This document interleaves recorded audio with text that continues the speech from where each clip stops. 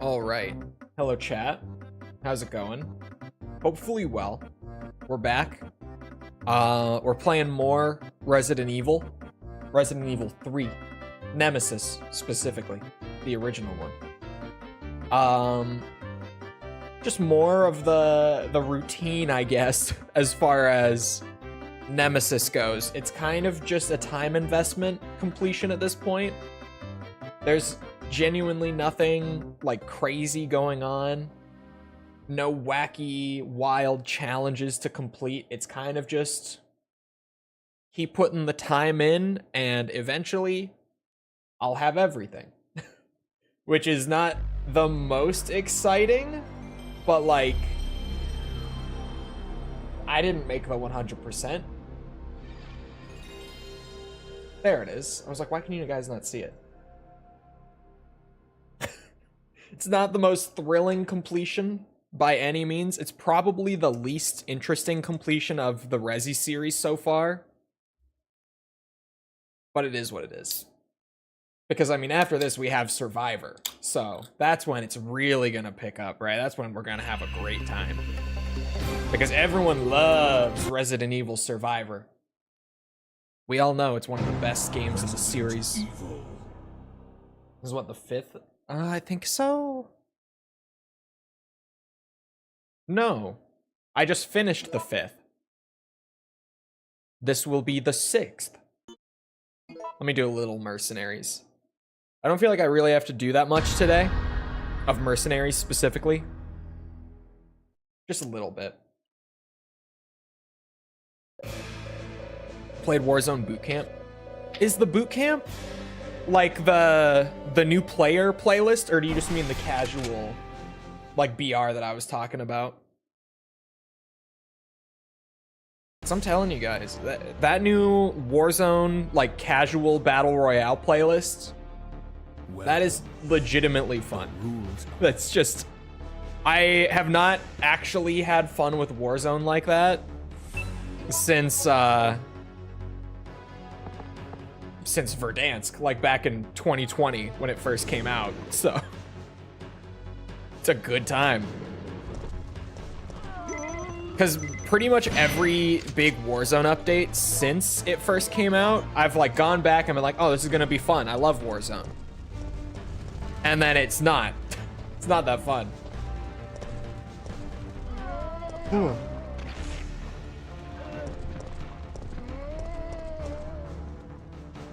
was watching your Armored Core Day 1 VOD from a while back. Was fun. You seemed vibrant and excited to be playing the games. What do you mean by that? You saying I'm a jaded old man? Fuck's sake. There. I thought he was gonna get like that kind of full stun. Uh-oh. Shit. Good start. Real good start there.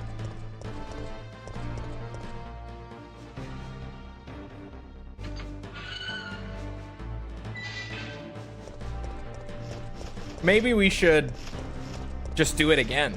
What do you think? Can you unlock camos in the casual Warzone playlist? Yes. Camo progression works because there are other players.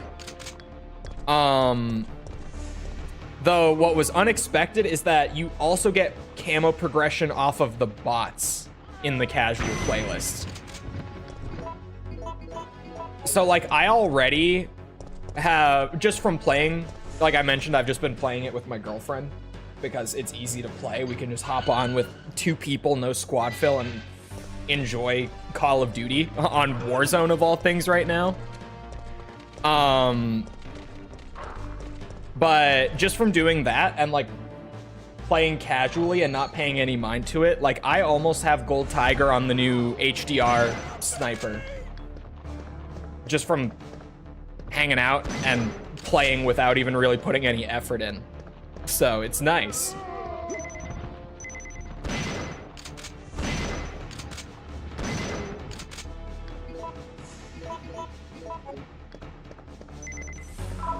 Being told Tears is inferior to Breath of the Wild, is that the case?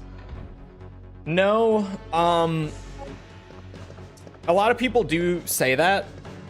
I think Tears is better Breath of the Wild. It's more interesting. It has more going on, for sure. But Tears is so much more of a bloated game. Like, if you're trying to do everything, Tears is just so full of bloat and busy work. Because, like, Breath of the Wild, that was a lot of classic Zelda fans' issue with Breath of the Wild, was just how bloated and, like, kind of mindlessly grindy a lot of it could become if you were, like, trying to do the shrines to get all your hearts together and everything, right?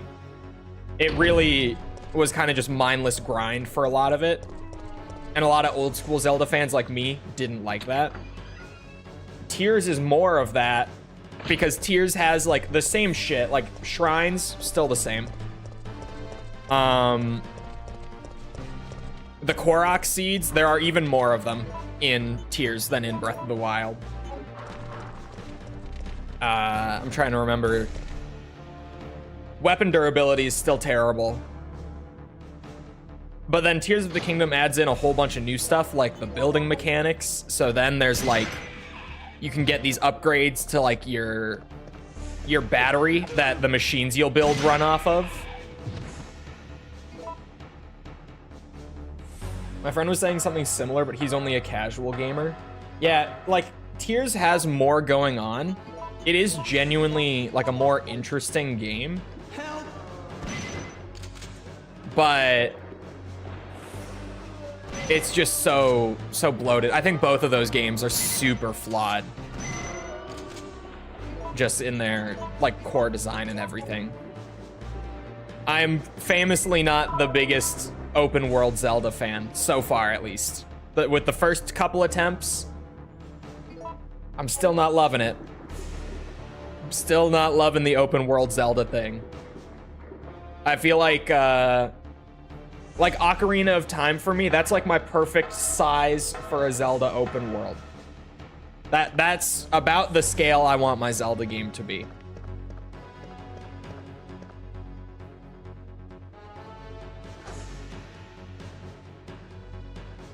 The Link's Awakening remake? I haven't played the remake, I've only played the Game Boy one. But even just off of that, I would rather replay Link's Awakening. Oh my god.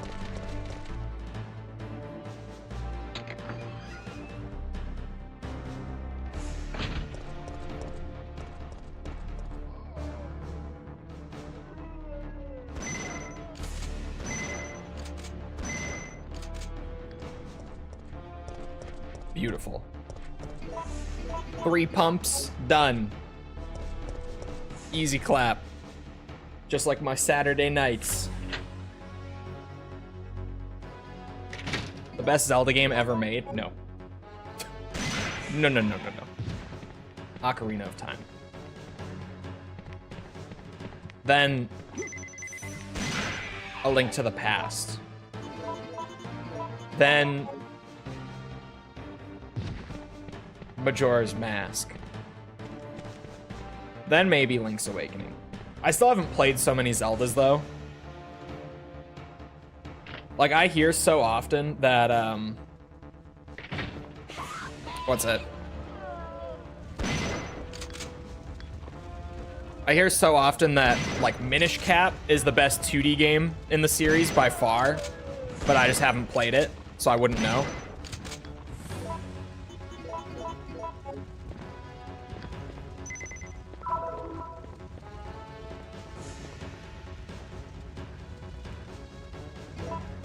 Yeah, shotgun shells.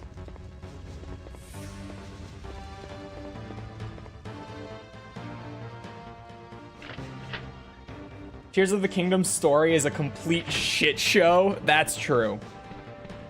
Breath of the Wild and Tears both have really bad stories.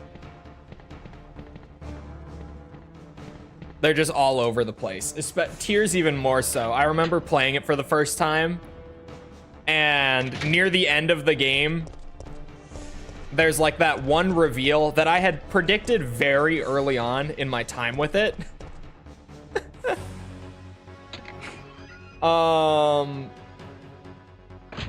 I predicted very early on in Tears that big plot twist that probably everyone who's played it knows, because it's like the most obvious twist. They put it right in front of your face and then expect you not to know it. But then when they confirmed it, like near the end of the game, I still was in disbelief. I'm like, I can't believe they did that. It was so dumb.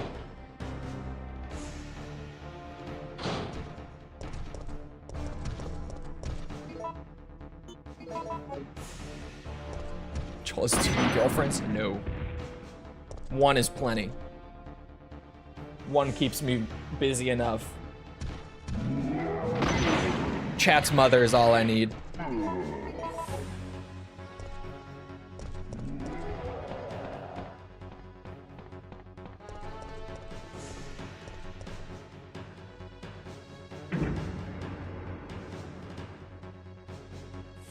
Played the game, but I don't think I beat it. Okay. Spoiler warning for Tears of the Kingdom.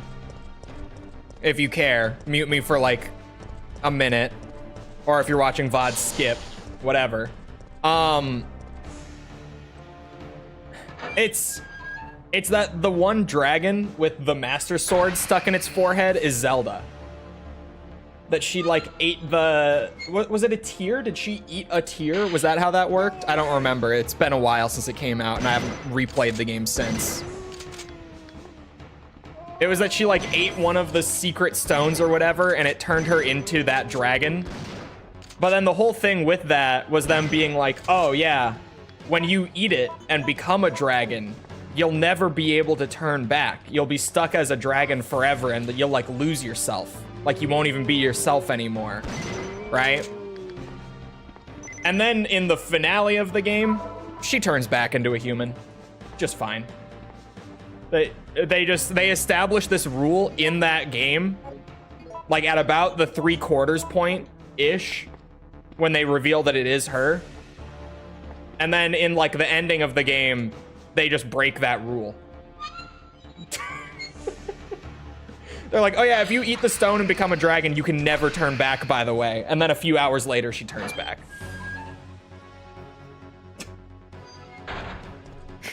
Oh. Am I poisoned? No, we're good. Peak story, I guess. Tears of the Kingdom story is really dumb. They pulled the Marvel special with that one. Yeah, they established a rule just to break it. Purely to break it.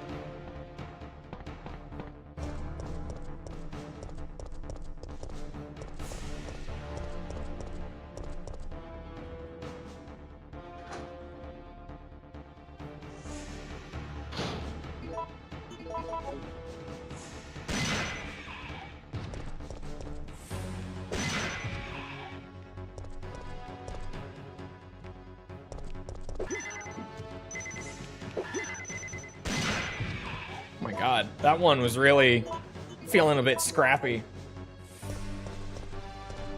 Does any Zelda have a story that's more than just serviceable? Yeah, the old ones. Well, Majora and Tears both have good stories. Like, those come to mind for me. Or sorry, did I say Tears? Whoa, Ocarina. Sorry, Tears on the brain, not Tears. Majora and Ocarina.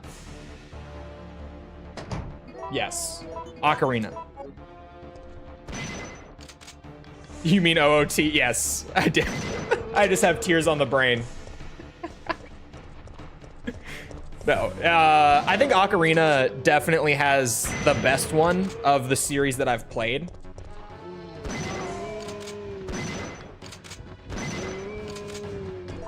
A lot of that, though, is just because of Ocarina's, not so much like the direct narrative, like as it's given, but more like the thematic stuff for it is just really, really good.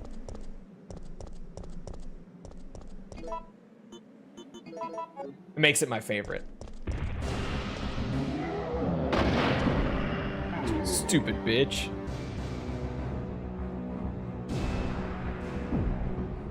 Heard Jill's RE3 voice actress teased an RE1 remake. Her... Oh, I'm dead.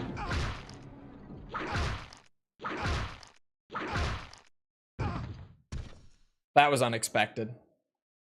No, I have not heard that. Which RE3? Are we talking like her current actress or old RE3 Jill?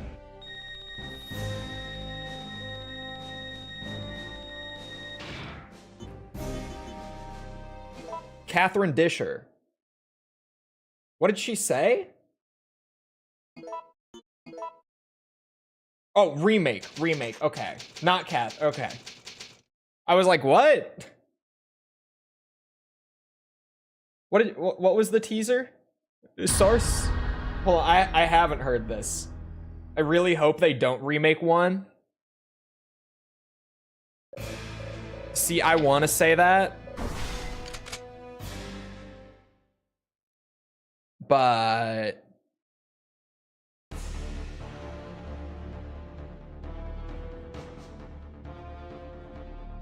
welcome. The rules are simple. It was like a wink or something to someone asking, "Are you in RE1 remake?" Huh. Means you get a third version to review. Here's the thing, right? RE1 was the first game I ever played. RE1 remake is like tied for my favorite Resi game. If they made it again, as much as I'm gonna bitch like on theory about, oh, it doesn't need a remake, I hope we don't get another remake, it's unnecessary, blah, blah, blah. As much as I could sit here and say that, the moment they announce it, I'm gonna squeal like a little girl and throw $70 at them. I could sit here and act like I won't, but I will. That's just the truth.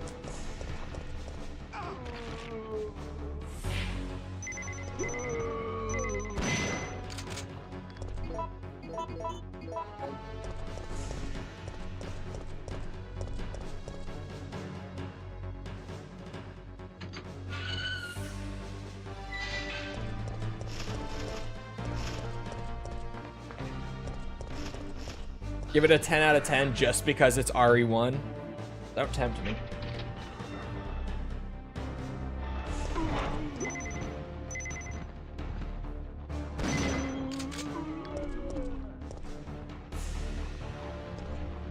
RE1 Remake is like the perfect... Well, it's the perfect tank control Resi at least. I could say the perfect Resi. But I don't know. Resi, I feel like, is so much more than the tank control survival horror format at this point. Granted, I'm like one of the 7 RE fans out there who enjoys the old survival horror stuff and the newer action horror stuff almost equally. I prefer the survival horror. I love the fixed cameras. I've got a lot of nostalgia for them, but like, I like the action horror stuff too.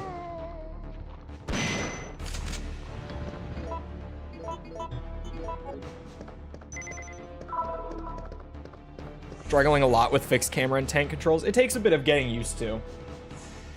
Like I definitely am lucky to have grown up on the fixed camera games because it's like muscle memory for me to have the camera angles and the tank controls.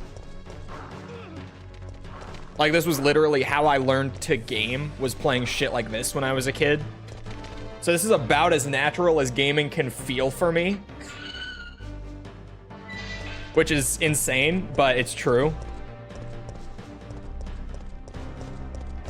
Maybe not. I feel like the other time that I feel like at my most natural is every time I boot up zombies.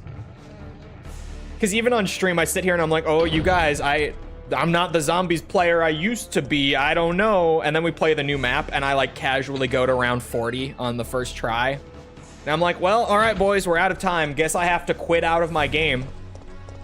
Never even went down a single time.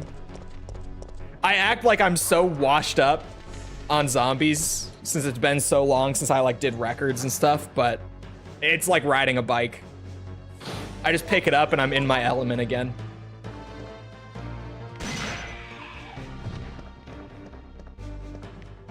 I have seen the Titanfall 3 rumors. I don't think there's anything to these rumors that make them any more substantial than like the last 4 times that we heard about Titanfall 3. And obviously none of those ended up being anything. So I'm kind of waiting for more. I would love Titanfall 3, but I have no reason to believe that this is legit, you know?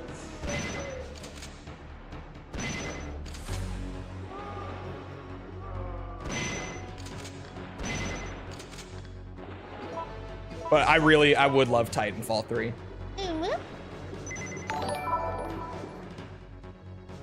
Al Machete, thank you for the sub. Appreciate it. Machete, not machete. Machete, specifically. If Tomodachi Life 2 can happen, anything can happen. True. Was that the good one? Was that a false one? That was a false one. Was that the good one?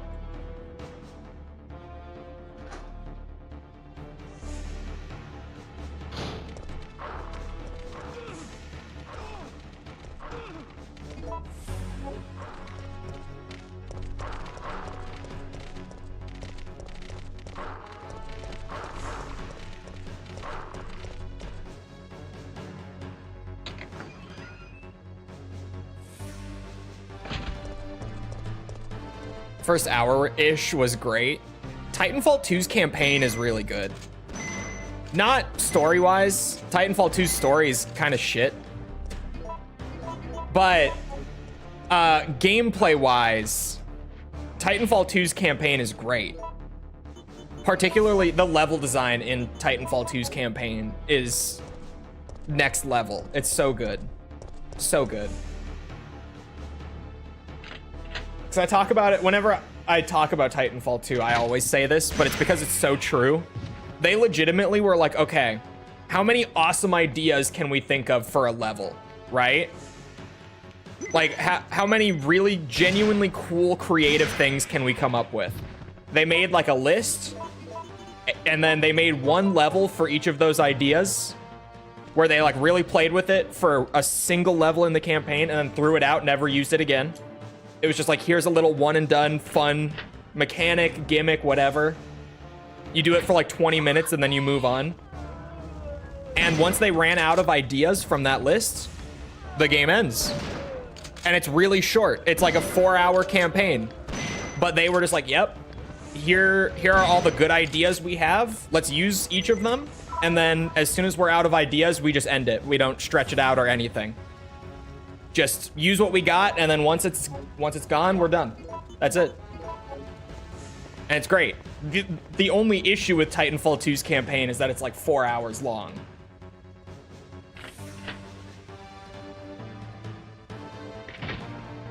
Other than that, it's so good.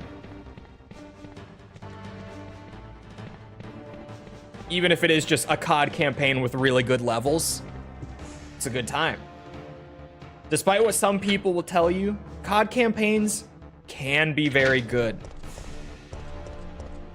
It's just that they rarely are, but they certainly can be. And if you don't believe me, go play World at War, Black Ops 1, or COD 4. One of those 3. Those would be my picks. Come back to me. Any of those 3. Come back to me. Tell me you didn't have fun with that shit. Woohoo. Breaking news, they are re-releasing The Last of Us games again. See, I haven't heard this, but I immediately believe him.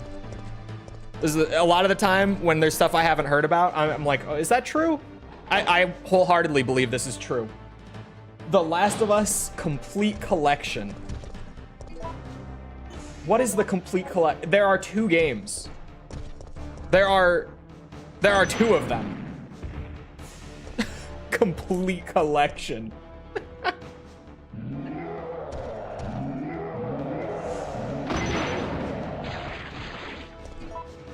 Been enjoying Borderlands 2 with my girlfriend. The game barely explains any of the mechanics to you, but we're getting used to it. It's a lot of fun. See? I told you. That's a good co-op game.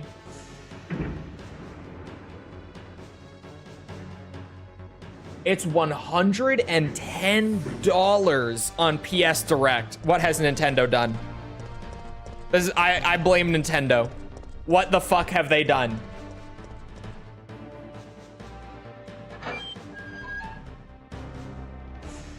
A great girlfriend game, even if my girlfriend didn't like it. Oh no.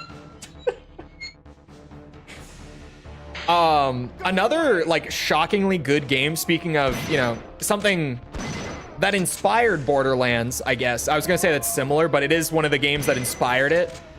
That also doesn't really teach you its mechanics super directly, but is a ton of fun once you get used to it. And I've been playing it with my girlfriend from time to time. Like over months we've been playing through it, just on and off. But Diablo 1 shockingly has been incredibly fun to just pick up and play here and there for a little bit. There's the DLC. I mean, I guess the DLC for Last of Us 1, the story DLC. Did they do any DLC like that for 2? I don't think they did. I never heard about it if they did.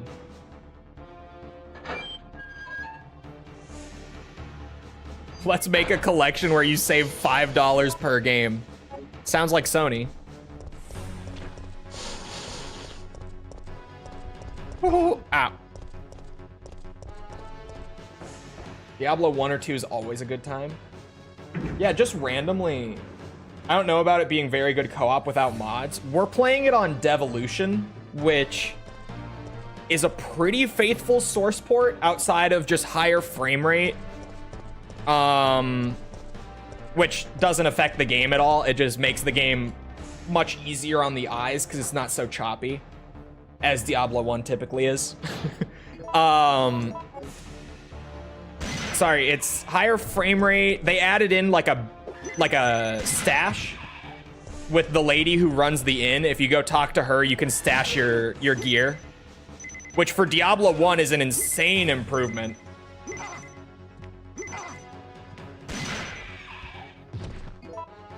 Disabling friendly fire? Is that a thing that we can turn on? Because friendly fire is absolutely on. Let me tell you, out of the box on it, that friendly fire is not disabled. Because holy shit, she's playing a warlock or sorcerer, whatever it's called in Diablo 1. I can never keep the class name straight across all the games. I'm playing a warrior, and I'm like fully spec'd out for vitality. You know, I've got big armor on, all that. And just the other night, she fucking nuked me with like a spam of the lightning spell. Just, she started going, you know, the big like wave of lightning spell. And she was trying to shoot a group of monsters. Bro, she nuked me. I didn't die, but I went from like full health to like 2 HP in an instant, and I gasped. I was like, oh my god. I just almost got obliterated.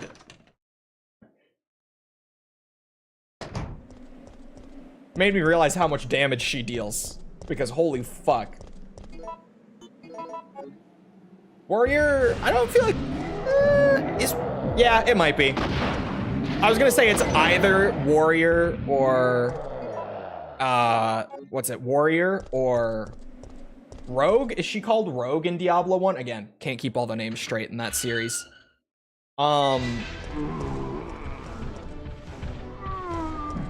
Shit.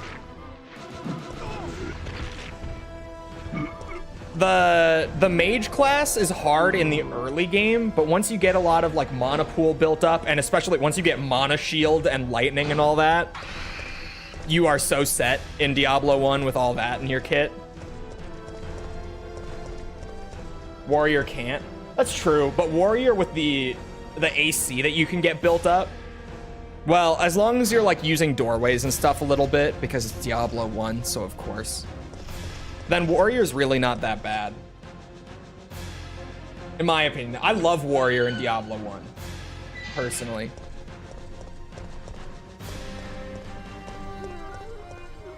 Maybe a part of that is just that he's very brain dead, and you know, aside from occasionally needing to manipulate the AI in like a doorway, Warrior is just like, oh yeah, fucking pack them in and just spam left click. And you will win eventually. On a scale from 1 to 10, how hard is Diablo 1? If you're playing in the original version of the game without Hellfire, and you're playing it in single player, very hard. Incredibly hard game. But if you have Hellfire, it allows you to farm enemies. Hellfire is the expansion for the game. It allows you to like reset the dungeon to farm enemies over and over, which normally, the thing with vanilla Diablo 1 is that A, it's relatively punishing, but the big thing, B, is that by the nature of the way Diablo 1 is built for single player, the amount of enemies in the game is hard set. Like there is no such thing as resetting the map to farm or anything in the vanilla Diablo 1 release.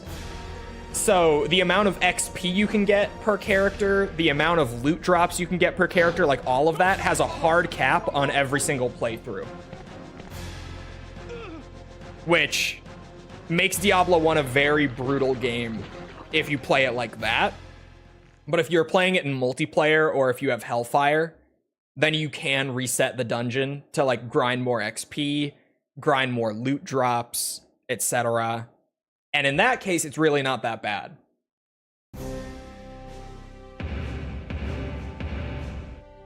I'm spreading misinfo? No, I'm not.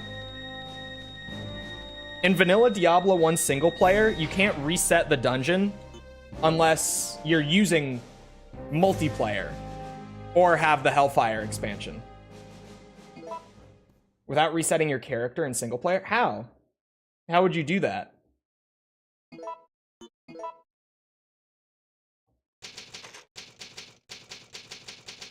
What you couldn't do is change difficulties. Vanilla D1 doesn't have difficulties. Hellfire brought the well, to single player. Vanilla D1 just played in normal in single player without Hellfire. Right. You press new game and load your character?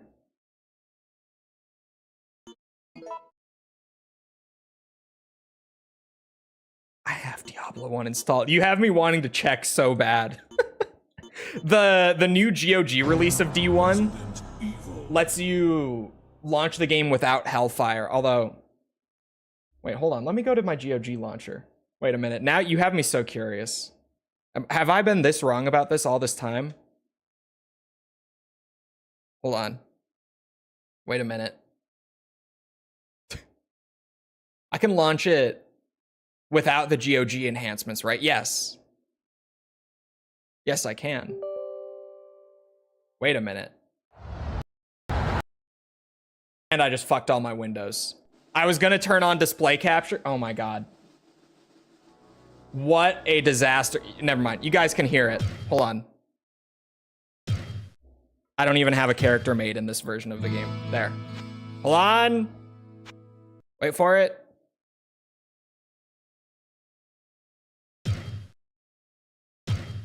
You know what? He's right. There's no way. There's no fucking way. Never mind. It's not that bad, actually. It's not that bad.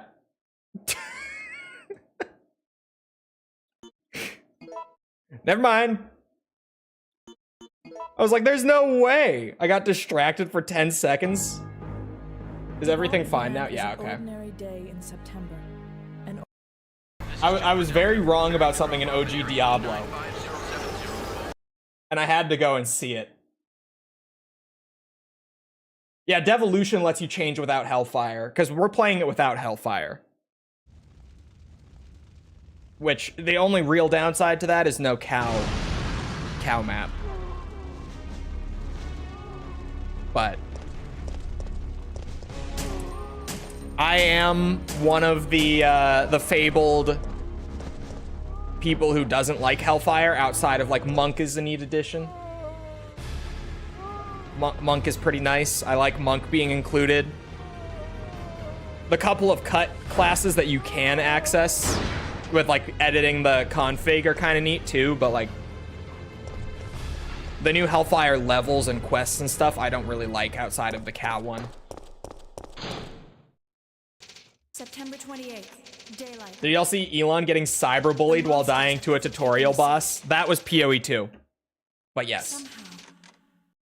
That was PoE 2. He was getting cyberbullied by the global chat on PoE 2. And while doing that, he went to try to like type back it to them in the chat.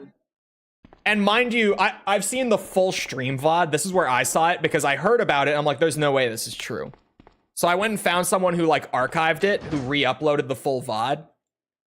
And he had died 3 times in like his 1-hour stream prior to this at like levels, you know, 3, 4, etc. playing a new monk on PoE 2 in hardcore, of course. He was trying to show that he is in fact really good at PoE 2 hardcore by streaming himself in the early game and starting out a new character so that everyone could see that he did it himself. But he couldn't even get a character to like level 7 without losing it. And then near the end, he was getting fucking cyberbullied in the text chat. People were going off on him once they realized that he was streaming the game on Twitter. And he, while fighting the tutorial boss, thought it was a great idea to try to type back to them in the global chat. So he opened the global chat to respond to them. And the boss killed him, because of course it did. And he rage quit off the game. He got killed. He was very upset that he got killed, and he rage quit and ended the stream.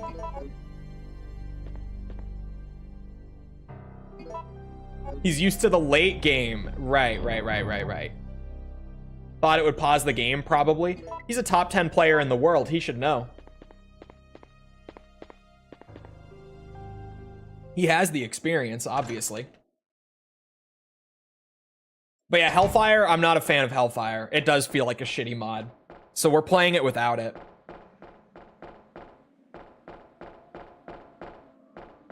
I was talking with False about the Elon, what's it?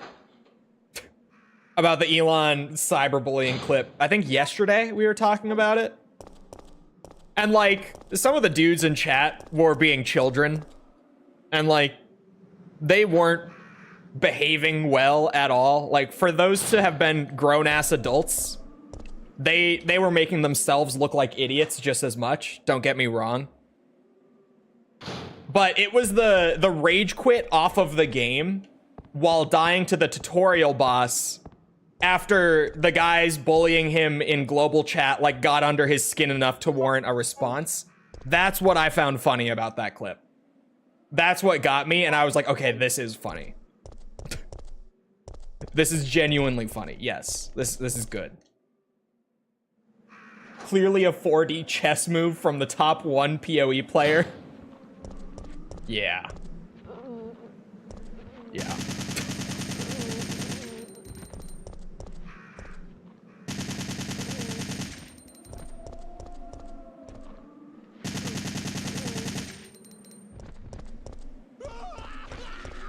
The cyberbullying, not so much. Him rage quitting, very funny. Yes, exactly.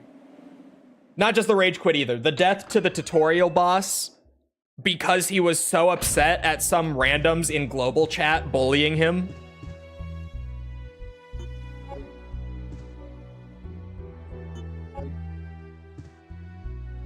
There's the last outfit that we haven't used yet. All right, you guys ready for sexy police officer outfit?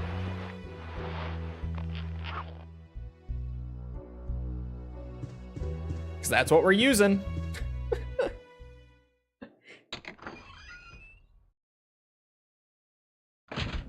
Why does he have any time for games? He, in this stream in particular, he was streaming from his private jet while he was flying. Which, holy shit, the internet in his private jet is good enough to not just play PoE 2, like, stably, like to actually go and play PoE hardcore, but he was also able to live stream playing it on that same, like, you know, private jet Wi-Fi. Crazy. The Wi-Fi in his jet is like as good as my Wi-Fi. Crazy to think about.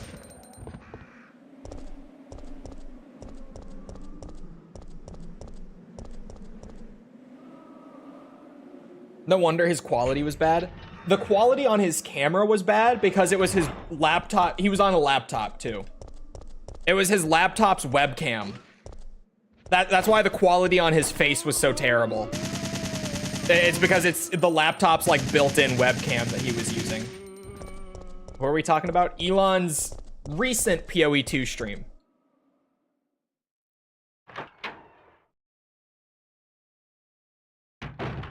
The new one that just happened.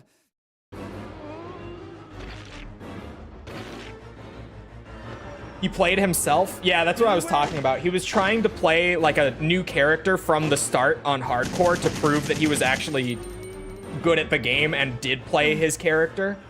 But he couldn't get the build online. He kept dying and restarting. Brad, hang in there. Like over and Why over. isn't someone doing something about this? Did we see his hands? We don't need to. He wasn't playing well. He was pretty terrible at it, actually. What could they do? He also, he was doing such a weird build. He was, Die. this is just me What being are the you PoE nerd. see? I don't know what the fuck he was doing with his build, because he was trying after to Stars do members. like the There's same no build that he escape. played, what's it? For a blind run, it was okay. True. He was trying to play the same build that he played last league.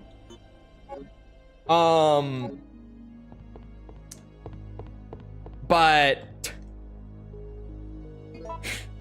he then, so okay, context, sorry. For context, the build that he played last league was a melee monk build with a quarterstaff, right? Lightning quarterstaff skills. Or sorry, ice, but he's using lightning early game in this stream because there are no good monk ice skills early on. Anyway, at least he knows that much, that the early ice skills are bad. Credit where it's due. But then, while he's using the quarterstaff, he's also trying to do like a hybrid build where he's hot swapping to a bow and using like a lightning arrow skill as his main damage dealer. But he's investing all of his currency items and his passive points into the quarterstaff for melee. And so when he's spamming the bow, because he's actually using the bow more than he's using the quarterstaff in that stream consistently, his damage is terrible because he's not speccing into the bow.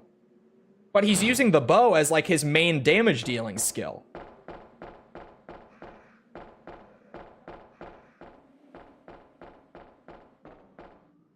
Trump is sick of him.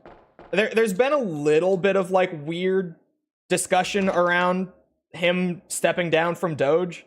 From the beginning, he was a a limited time employee. He was only ever doing it as a temporary position. And again, every time I say shit like this, I'm not an Elon fan. I think he's kind of a bitch. I have never seen someone so rich and successful be so desperate for people to like him and yet so unlikable. I'm not an Elon fan, frankly. But from the beginning, he was a temporary employee. That was always the deal.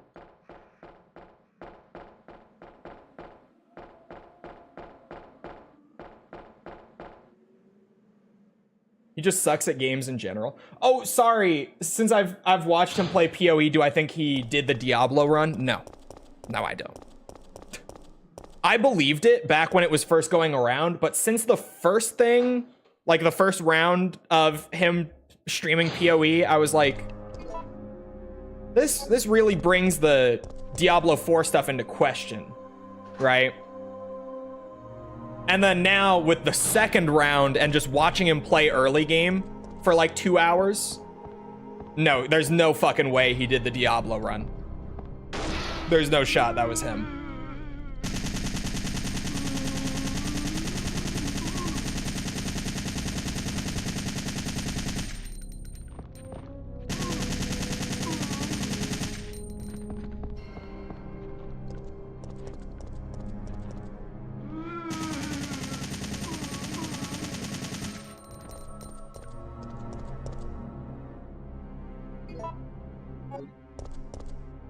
Oops, I wanted that.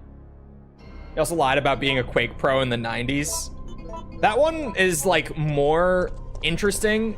I know, was it Karl Jobst that did a breakdown of that? Which, by the way, I just became like informed on the whole Karl Jobst thing. I kind of missed out on all of that until literally like 2 days ago. That's a whole thing. But I think he did like a breakdown, an investigation into the Quake thing. And the ultimate conclusion was like, we can't really tell if he was or wasn't, but it seems like he probably wasn't. But he could have been. Like, we can't definitively say that he's lying based on what we can gather and look back on. But it seems like he's lying. Probably. Like, 70% chance he's lying, but there is like a solid chance that he's not.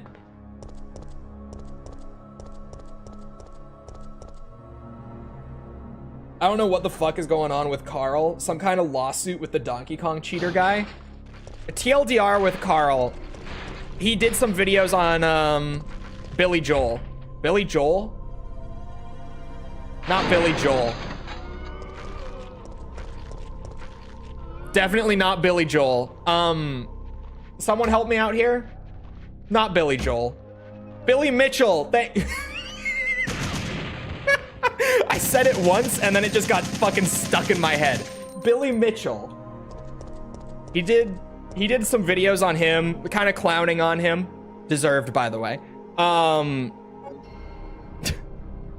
And then afterwards, he was like, oh, I'm getting sued by Billy Mitchell. And made it out to be like he was getting sued because he was making fun of him, basically. And he was like, this is such a stupid case. But then it has recently come out that he lost the lawsuit because he wasn't actually getting sued for like defamation for making fun of Billy Mitchell. He was actually getting sued because of like one comment in that video that he made about the organization who was like handling records at that time, and they were suing him along with Billy Mitchell because it was related to him. But Karl just made it out to be, I'm being sued by Billy Mitchell in like a frivolous lawsuit that he has no ground in. And he started gathering like crowdfunding to pay all the legal fees for this lawsuit. Because everyone, he kind of blew up off the Billy Mitchell stuff, right? Around that time. And so, you know, he was collecting all this crowdfunding for it to be like, yeah, let's fucking own Billy Mitchell in this lawsuit. Let's get him. And it only just came out after he lost that lawsuit that it was never really about what he was saying it was about. And that he was collecting all of that crowdfunding while like misleading people in terms of what was actually going on with the lawsuit. I don't remember the specifics that well to like explain it better than that, but that's the gist of it. Sam, thank you for the sub. Appreciate it. Wild situation though. Wild. And very like everyone's kind of pissed off about it, not just because of like the you know, misleading crowdfunding on its own, but kind of because Karl Jobst's whole thing is like making these big investigations and like call outs of other people who are misleading their fans and taking money from them while lying to them, or like, you know, just leaving out little bits of the truth to make themselves seem better. And now that's exactly what he just did. Like, it's the same thing that he always makes these big investigations and call outs on other people for doing. He's been doing for like the last couple years while making more of those videos. So that's more where people are actually pissed at him. It's not even just the crowdfunding thing. It's just how insanely hypocritical it is for him. Yes, he said that Billy was responsible for Apollo Legend's death. Thank you. That is what it was. It was Apollo Legend and Billy Mitchell suing him like jointly for that comment.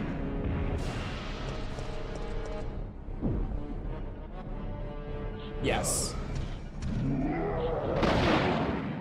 That sounds right. I was like, I remember it being something that's not like entirely Billy Mitchell. It was some other like organization involved that was like kind of the real reason the lawsuit was happening. That was it.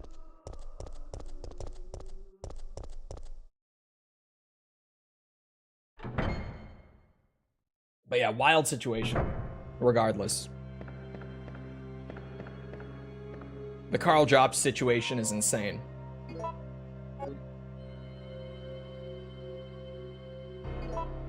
I love how everyone has just started using that title.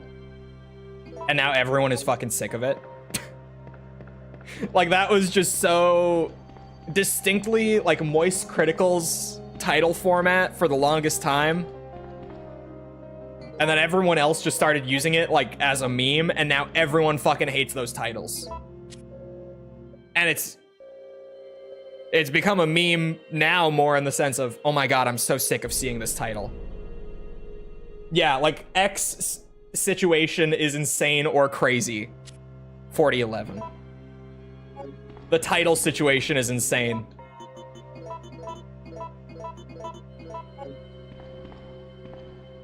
Yeah, I'm included in the group of people who is now sick of that title.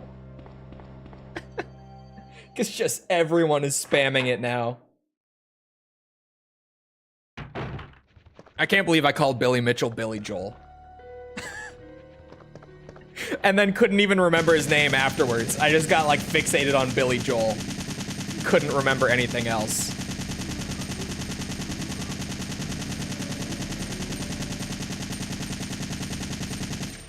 That should be enough bullets.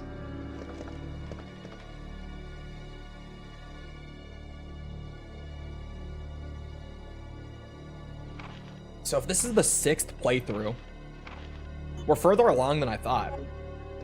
Imagine being fixated on Billy Joel. I was watching The Boys lately. He comes up a lot. They mentioned Billy Joel a lot, so I said, like, I knew his name was Billy and just brain went burr and said it, and then I was like, wait a minute. That's not right. How many do you need to do? We need to do 8, and this is number 6.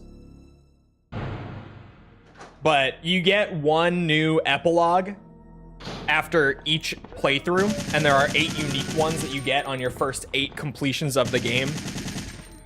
So one of the requirements of RE3 100%, what has ended up being the most difficult requirement out of all of them, purely because of the time investment, is just that you need to play the game 8 times the whole way through. It really is that simple. You don't need to do anything crazy during those playthroughs, like on top of that. You have to play it 8 times minimum to get every epilogue.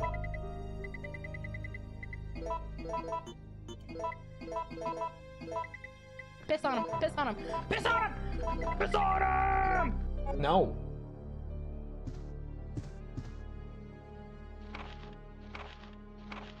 See you around, John Fuzz. Have a good rest of your day.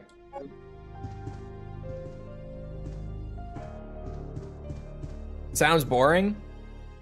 I mean, you said it, not me, right? It's definitely, I think, just the lamest thing that we've had to do for any of the RE games so far. Because like I said, like there's nothing outside of just playing it 8 times. That's literally it. There's no other like fancy shit. It's just, we gotta play the game 8 times. That's what it is. Nothing more to it.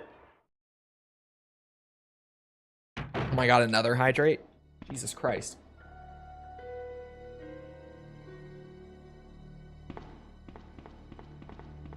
Because at least like RE2, we had to play RE2 a lot. But we still played it less than 6 times. Or sorry, less than 8 times. And even then, like, you know, RE2, we were doing like the speed runs. We were doing, really just the speed runs. I was gonna say A ranks, but they're basically the same category, to be honest.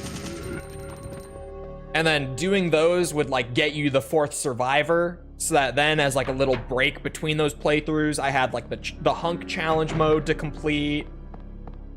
You know, RE2, like I had to play RE2 a lot of times through, but at least there were little like meaningful content unlocks along the way. RE3's 100% has ultimately just boiled down to complete the game 8 times and play mercenaries mode, sorry, hiccup, enough times to get enough money to purchase everything from the shop. And that's kind of just been the RE3 100%. Some of the guides that I found online for like all the unlockables and stuff were saying that you needed to get A rank completion for the costumes. Turns out that at least in my case, has not been a thing. I've just unlocked all of the costumes in the game purely by playing the game. It also said that to get Regina's costume, you had to complete the game on easy mode, which I did not do, but I got Regina's costume. So the costume like unlock criteria, from what I found on the internet, just seems to be wrong. Like literally all I did was just play the game and I unlocked every costume without getting high ranks, without playing on easy mode. It just would give them to me like one at a time every time I cleared the game. So I don't know what's up with that, but it is what it is. Is this the GameCube version? No, this is the PS1 version. Not the PC port either. It is the PS1 version. I'm just playing it on DuckStation, but it's my old black box copy. Oh, the key is, hold on. The key is in the fucking evidence room. I don't know how I forget where to go this many runs in.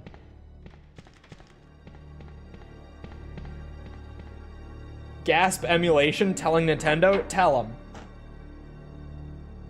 We're about to use Dolphin for Twin Snakes. You can tell them. They love Dolphin. They really love Dolphin. The Twin Snakes is gonna be a good time to stream through. Oh, I need the lockpick. There it is.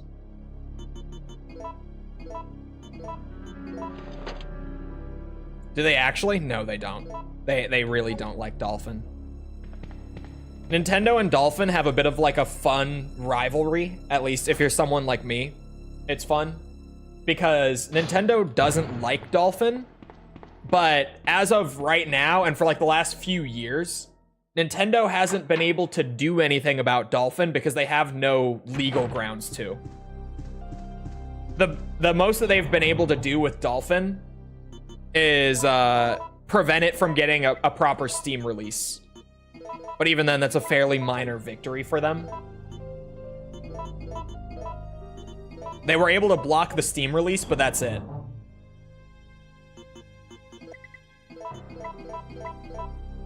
Oops. Oh, I should probably carry a healing item, actually. Yeah. Oh wait, I'm carrying a healing item. I have a first aid spray. What am I saying?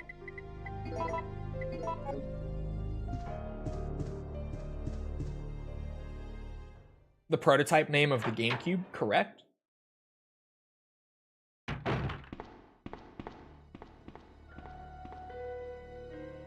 But Nintendo doesn't really like any of the emulators out there. They always will take any opportunity to fuck with emulation teams legally when they can.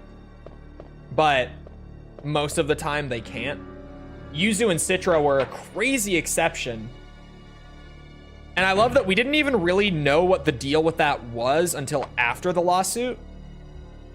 But now we know that the only reason they went after them and the reason they were able to actually take them down was because the team was redistributing dumped game copies in their like private Discord server, like their Patreon Discord server.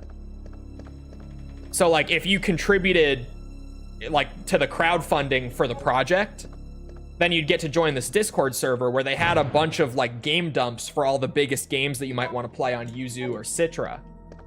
And that's what ended up getting them taken down, because obviously they were just distributing pirated material. Or sorry, not distributing pirated material, because they might have dumped them themselves. I don't know the specifics. They were at the very least facilitating piracy. That would be more accurate.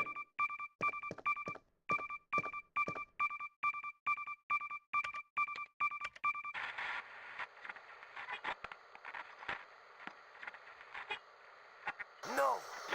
Come anyone! Our platoon is cut off! No survivors found! This is Carlos! Nintendo made a smart TV for China with the Switch 1's GPU, and it had a Wii emulator on it. What? I wonder if they'll put the Twin Snakes in the Master Collection. I don't think they will. I think if they were going to, they would have put it in Master Collection Volume 1. I don't think we're going to see Twin Snakes released on there. Because also, with MGS 2 and 3, they were just using the Bluepoint ports, which was very convenient for them. And this is going to be a thing again when Volume 2 comes around. Like, Peace Walker release is almost certainly just going to be the Bluepoint HD port from back when they did the HD collection. So, like, Twin Snakes, even though it runs on the MGS2 engine, didn't get that HD release from Bluepoint back in the day, so they'd have to actually do work for it. It wouldn't work quite the same.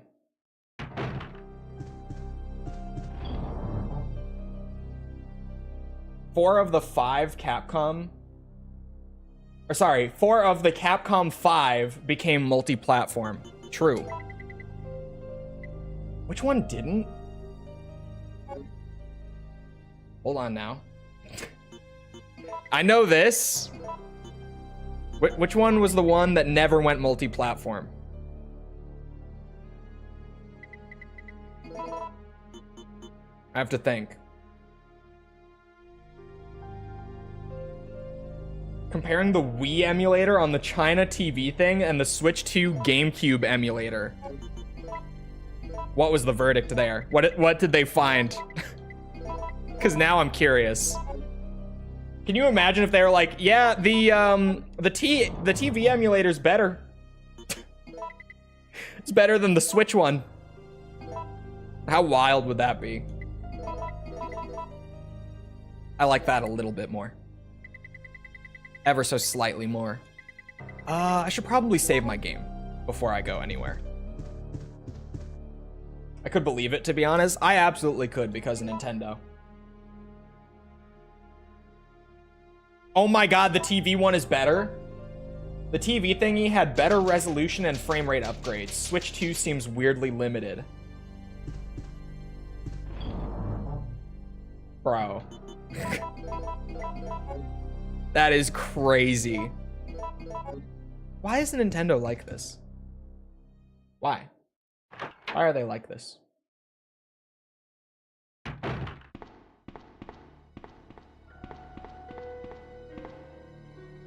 Could be because the TV has a much better CPU compared to Switch 2.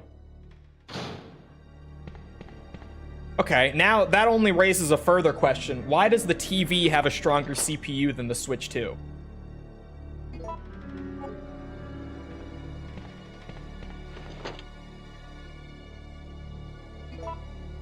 They're going to sell you upgrades for the emulator? Bro, they probably are. They're gonna be like, yeah, so the emulator actually natively, it's only at the original native resolution and frame rate. If you want, you could get proper upscaling, 60 FPS on the emulators, if you subscribe to our new $100 a year Nintendo Switch Online Plus Super Plus. $100 a year. Has all the upgrades. Thank you. Actually, they wouldn't say $100 a year. They would leave the pricing out of the reveal. And then quietly, answer questions about pricing in interviews with certain outlets, but never actually put it in their big reveal. That's what they would do, apparently. Thank you, Nintendo.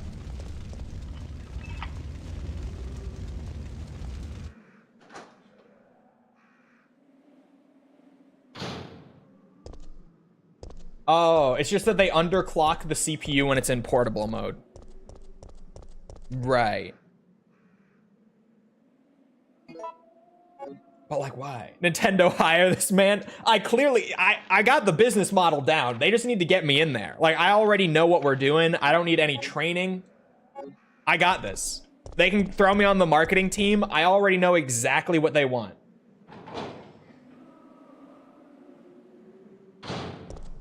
I got the memo. It's so easy. They don't even gotta worry about it, dog. I can do this just as soon as they give me the money.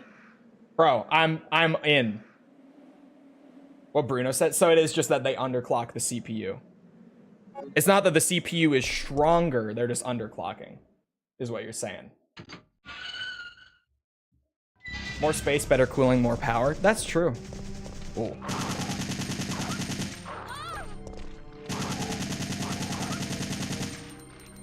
I hear more.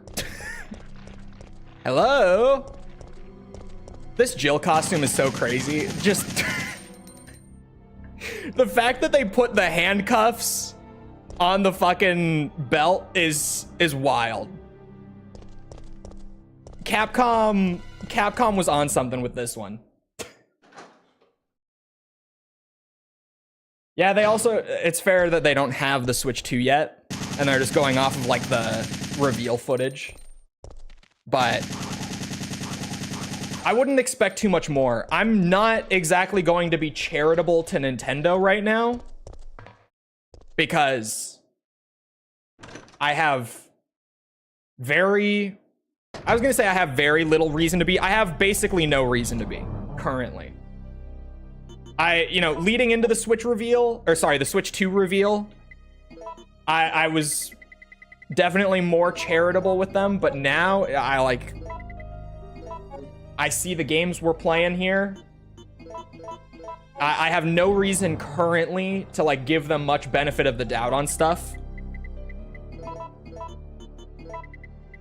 And that's not like, sensationalism or wanting to hate them or anything. That's just, I really have little to no reason to be like, well, it's probably better than what they were showing us.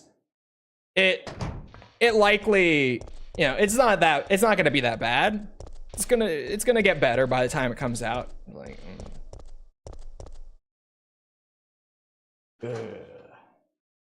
especially after the Doug Bowser comment. Bro, did you guys see the Doug Bowser thing? At least one person in chat has seen it, right?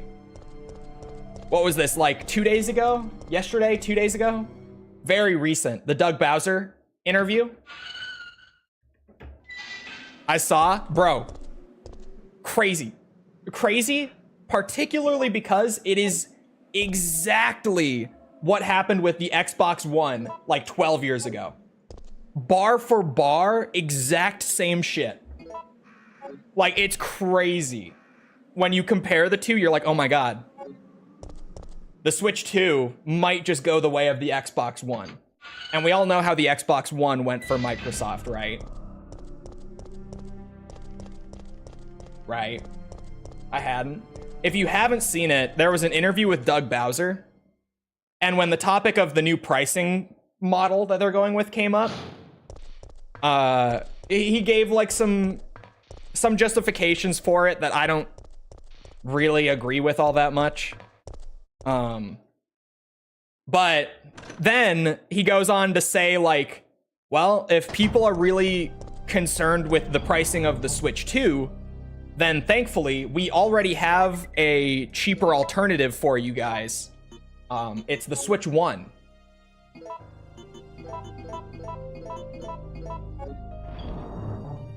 Just buy Switch 1. Yeah, I couldn't believe it. What was the guy's name? What was the Xbox One guy's name who was head of Xbox at that time for a very short time? And then literally like days after he said pretty much exactly that regarding the Xbox One and the Xbox 360, I think he got fired like 2 weeks after that interview. Don Matrick, thank you. Fuck that guy. He was such an ass. But yeah, Don Matrick. Yes. So incredibly unlikable, and pretty much through Xbox's success for the last 2 console generations. I was gonna say just for that generation, but like obviously they are still in recovery mode from how the last generation went. It just crazy. Generational throw from Don Matrick. Like every step of the way promoting the Xbox One. They had to fire him and bring in Phil Spencer to straighten things out. I think they've given up now, to be honest. I don't think they've given up. They've given up on becoming like the dominant console leader, which I think is fine, weirdly. Microsoft is shifting more towards like an ecosystem-based business model and like a partnership business model, which I think will actually pan out fairly well for them. Obviously, time will tell, but like Game Pass has already been like the best thing that's happened to Microsoft, or not Microsoft, to Xbox as a brand, like since Xbox 360. So I think moving more in that direction might actually work out really well for them. And Phil has also confirmed like a few times over that they aren't exiting the console space yet. He keeps saying the word yet. He's like, we are going to make more consoles. We are not leaving the space yet. But I don't think that's even, like, some people are saying that means that they are planning on leaving like after one more system. But I think it's more of just, they don't know how the next system will play out, and if it doesn't play out well, then they'll probably leave. He just wants to leave that door open and not like shock people if that happens. They've given up on like the hardware side. But yeah, they're moving more towards like Game Pass, and they're doing like the PC thing, and they're doing that shift to releasing a lot of their first party stuff on PlayStation to get more sales. Allegedly, they have like an upcoming partnership with the new Steam Deck. We'll see if that ends up being true. Where like a bunch of Microsoft titles are going to be much more optimized on the new Steam Deck. Like they are directly working with Valve for it, sort of thing. So we'll see how that rumor pans out. But that seems pretty likely, given like all their other business moves lately.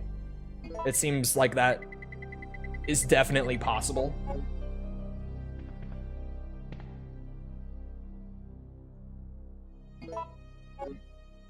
Next generation is make or break for them. I think it is hardware wise, but I don't think Microsoft is going to drop the Xbox brand. I think they're definitely going to keep it as like a gaming branch sort of thing, even if it's not explicitly like a hardware thing.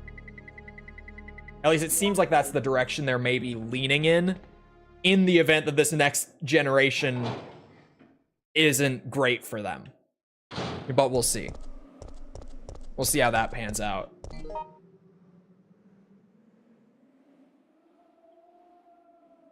Where do I want to go first? Probably just the restaurant, honestly. Just the restaurant. Oh, missed the door.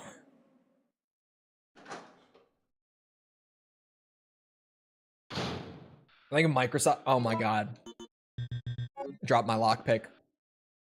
I think if Microsoft releases a handheld console similar to the Switch with Game Pass, they'll probably be a lot more successful. I don't know. I feel like the handheld gaming market is saturated right now.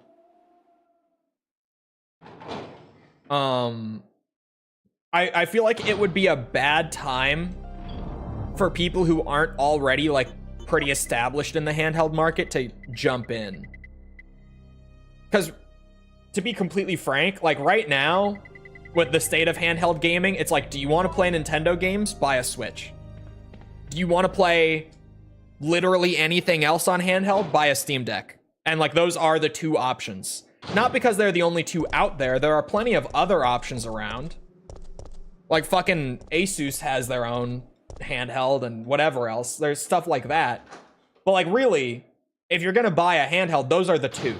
So unless Xbox really brought out something that gave them an edge over the Steam Deck, because frankly, Nintendo is set up in a position where no one can directly compete with their niche, because their niche is literally Nintendo games. Right? Like if you want the new Nintendo games, you can only get them here. Nowhere else. So if you want to play these games, you have no other option. And it's worked great for them, clearly. But Microsoft would have to somehow beat out like the Steam Deck in personality, and I frankly don't see them doing that. I really don't.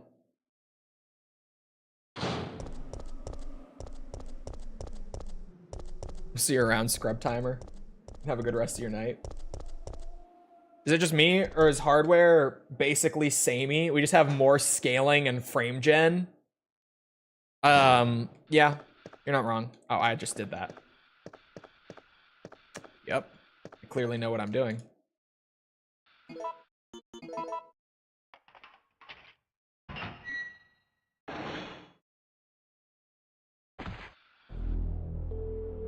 What's that? Calm down, Tested lady. frame gen and the I'm input no lag zombie. is worse than frame gen off. My name's Karl. Yeah, I'm not a frame gen Couple of fan. Umbrella's Even in biohazard single player, countermeasure I think it force. feels like What's ass. your name? Jill. Some people are really Did you big on just frame say gen. you I'm belong not. To Umbrella's army? I don't use it. Yeah, we came all the way out here to save you civilians. But I'm The commission also went back just to the generally UN. not big on upscaling. Like, if I can play a game with DLSS off, How did he find I'm going to play it like that. Because it just looks nicer. And, again, like, it's performance dependent, obviously. Like, if the game looks nicer but runs like shit without DLSS, then yeah, I'll throw on DLSS quality, see how that is, and go from there. But, like, if I can avoid DLSS entirely, I do. Without fail. I don't like using upscaling Are you crazy? really You at could've all. killed both of us. It never looks right. It always looks weird. You run Tekken with no scaling? Yeah, Tekken I play with no scaling. But to be fair, Tekken 8 is really optimized on PC.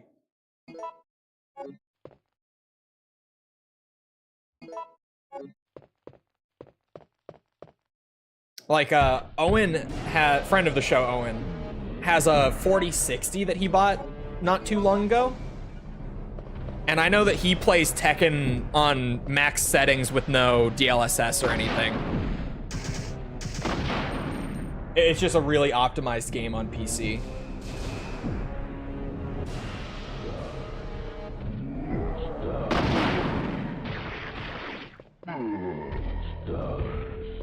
Frame gen is most useful when it makes the least sense to use it. Honestly true. You're not wrong. If you're getting 30 FPS, then turning on frame gen will turn it into like 20 FPS times 3 and it will feel like shit. It really is true. How much RE3 is left before the next one? We have a little bit of Mercenaries, and including this current run, I have to complete the game 3 more I have times. to ask you something. I know. So, You wanna ask me almost out? more like All 2.5 the foxy more ladies times. Love my accent. It drives them But we're really crazy. at the point where like nothing is really What? Keep going dreaming. on with it outside of just, Tell me, why did Umbrella send it's you a kind of team just then? grind at this We're here point. to rescue the civilians. Don't lie. to me. RE3 might have the simplest Umbrella completion is the reason why of this whole mess the began. trilogy on PS1, Look, but also the we're most just boring. mercenaries, hired hands. Do you really think the master would tell his 'Cause, like, dogs why they have it's to got the retrieve least stick going he just on. threw? It's so almost painfully If you simple, want answers, you should talk to and it someone takes the else. longest of I the am 3 not with to Umbrella. complete. Believe it or not, It's we're only literally here to play the rescue game 8 civilians. times, get Jill's If you can diary trust one me, of those then times, help us. Think about and then grind Mercenaries enough to unlock all the infinite ammo stuff from the shop, and that's it.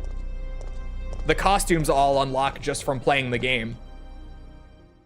Just the more times that you clear a game, or sorry, clear a playthrough on hard mode, the more costumes you get just with each completion. It gives you a new one. On one of them, it gave me 2 on like a fucking D rank completion of hard mode. It gave me 2 costumes in one go. I don't know what the deal is with the costumes. It seems like they literally are just complete the game and you get them. Doesn't RE3 have a randomizer? No. People exaggerated a lot. What RE3 has is like how do I explain it? There are a bunch of item spawns that there are like 2 or 3 locations that this item can spawn in, but it will only spawn in one of them each playthrough. So like there will be 2 locations for Gunpowder A. This one I actually know specifically. There's a Gunpowder A spawn in the restaurant, and there's a Gunpowder A spawn in the newspaper office. And every playthrough, it's going to spawn in one of those places, but never both of them, and never neither of them. But those 2 pieces of Gunpowder A are going to spawn in one of these 2 buildings every time. It has stuff like that, where like the same items will spawn in like one of 2, maybe 3 places each run, but that's really it. That's as far as the randomization goes. But you always pass through those places? Yeah. Yeah, it's really not randomized.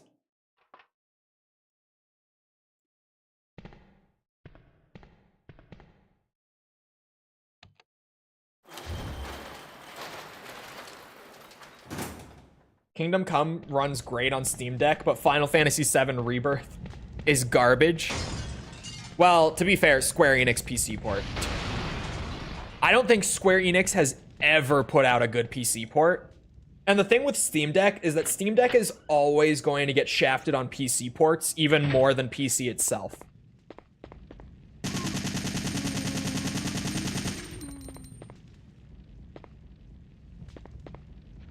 I was hoping it would change the route you play based on the items. No. The items can change based on the route you play in a couple cases, but never the other way around. Like, there's never, like, if I don't get the gunpowder spawn here, then I have to go to this other place that I otherwise wouldn't go to, because you end up going everywhere in the story anyway. So there's really none of that, like, oh, I have to change my approach based on where certain things do or don't spawn. They literally Steam Deck verified Rebirth.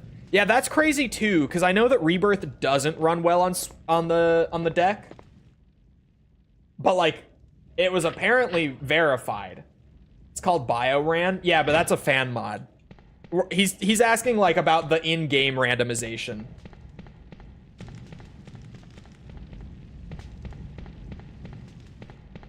BioRand is a great time, though. It works for all of the PS1 games, granted on their Source Next ports. But that is, like, that's fun. I like randomizer mods for RE games a lot. But yeah, a lot of people play up, like, the in-game item randomization and say that there's in-game randomization for the item spawns and stuff, and there's really not. It's more just like, you know, it chooses one of two locations for the same thing to spawn in, and you're gonna find it either way. Like, you don't have to change your playstyle or anything. It might show up here, it might show up there. But it's not, like, super randomized in the sense of, like, a randomizer mod. Where, you know, the amount of ammo that you get on any given playthrough is going to vary, or stuff like that. Like, it doesn't do that. It's weird. It's almost, okay, bear with me. It's almost like COD Zombies part spawns. If you've ever played, like, Mob of the Dead, Origins, like these classic BO2 maps, BO3 maps use the same formula a lot. Even the BO4 maps use the same formula. Where, like, if you want to build the shield, there are three parts that you need to get around the map to build the shield. But each of those parts is going to have exactly 3 locations in the map that they can spawn. And so you have to go and check those 3 locations to find it. It's basically like that. That's what RE3 does. There's just, like, a couple set locations, and it will choose one of them each game.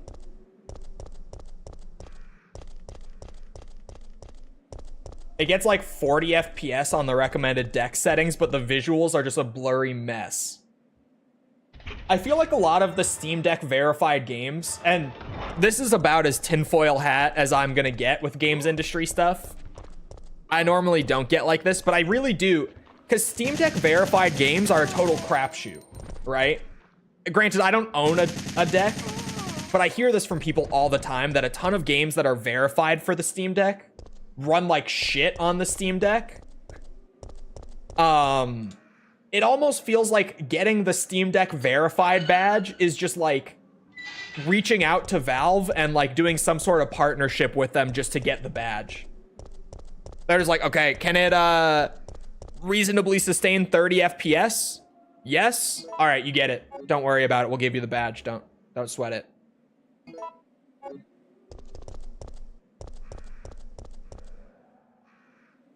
Dude, speaking of randomized part spawns in COD Zombies, I really, like, after spending like a week with it, love that new map.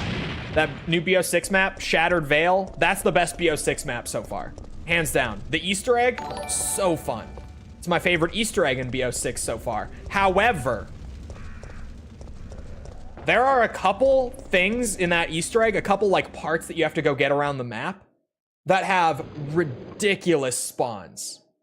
Like, genuinely, there are more than one parts that have like more than 5 spawns that they can show up in.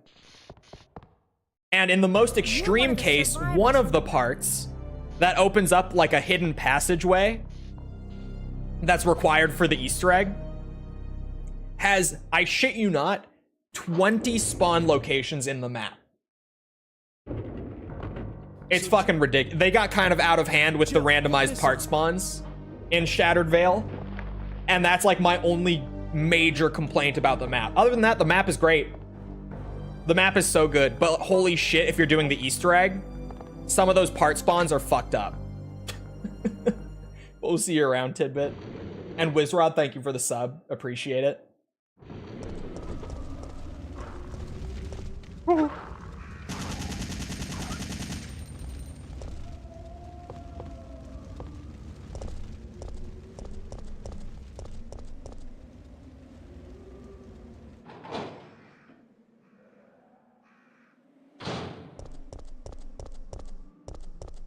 Oh, but to piggyback off of the RE3 randomizer, like the built-in one, I should also mention that it only affects some ammo spawns and healing item spawns in the game. And it's only a few of them that have that, like, you know, it can spawn in one of these locations thing. The key items always spawn in the same spot. A lot of the ammo and healing items in this game always spawn in the same spot. The weapons are... I was gonna say the weapons are always in the same spot, but for some reason, the grenade launcher and the magnum can swap places on any given playthrough. Like, there's that gun locker in the RPD. That gun locker will always have the, what's it? Or sorry, that gun locker will always have a weapon. But depending on the given playthrough, that weapon will either be the grenade launcher or the magnum. And I can't even remember where the other spawn is for those weapons, but then when you get to the next one, like later on, whichever one you don't get in the RPD is going to be in the other spot. So you always get both of them, but just which one you get first changes. That might actually be the most interesting randomized part in the entire game. Or randomized item, sorry. It probably is that the grenade launcher and the magnum can flip-flop. The power plant, yes, in the room in the power plant, you're right. I was like, I don't know where the other one is. I can't remember. But that is where it is. Wait, the gem spawns in different spots?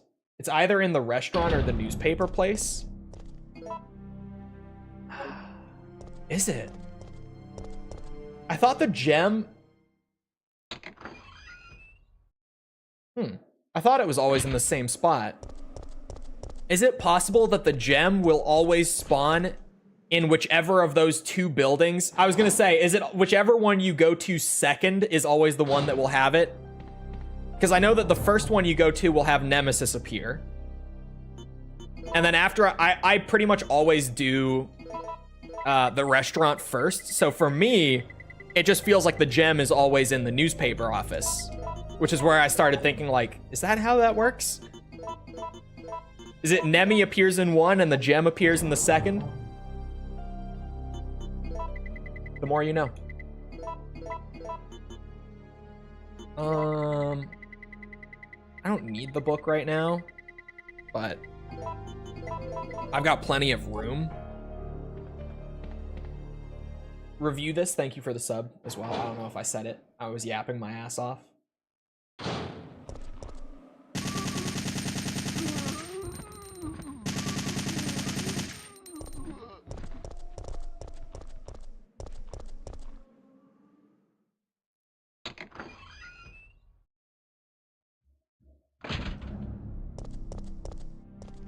All the way back to the gas station. Don't mind me. I should probably, well,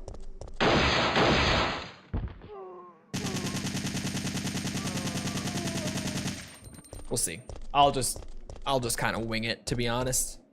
I don't need to tackle it in any, like, given order. I'll just kind of run around, depending on what I've got at any time.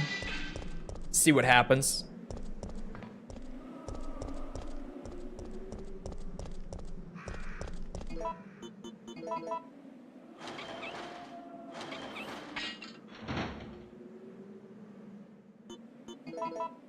This costume is crazy.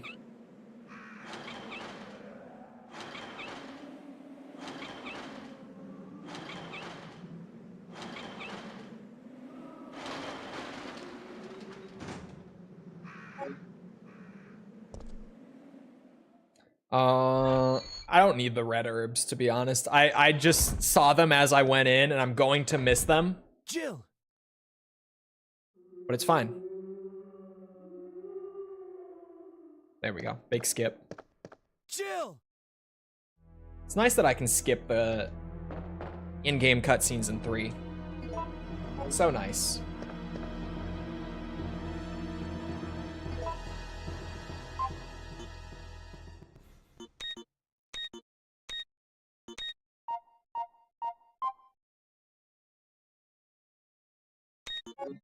Oops, fuck's sake. I thought I was on a different key.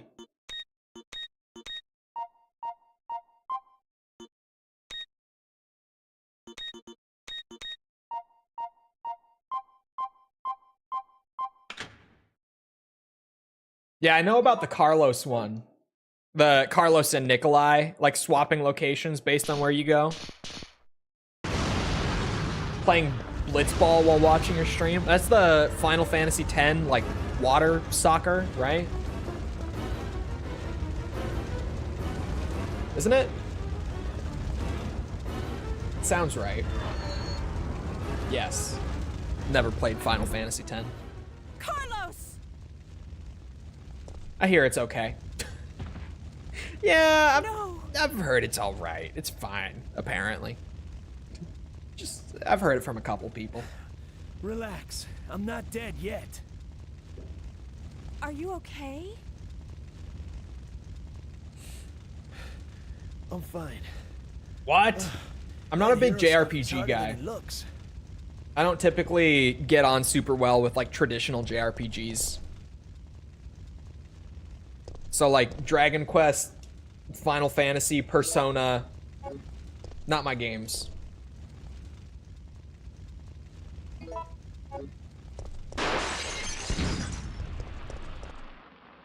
I know the laugh. I know the laugh. Holy shit, chat, there's a DeLorean. Yep. Someone has to say it every time. Someone has to mention the DeLorean whenever I go to the gas station. Ouch, my ears are ringing. We both should be deaf by now. Okay, I'm gonna scrounge up some equipment. There might not be any at our destination. There's a reason for the laugh? Bad voice acting? Is that the reason? And here come the Final Fantasy fans. I've done it now.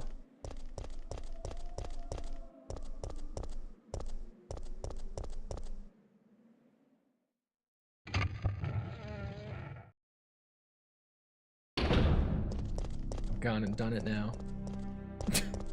Sad face. It's fine. The voice acting? Or the shot at the voice acting?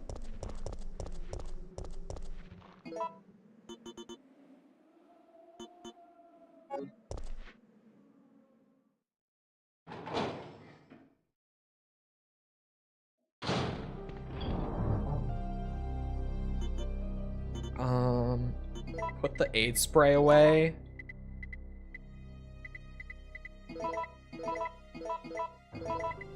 Keep it organized as much as possible. Oh shit, I forgot these. Perfect.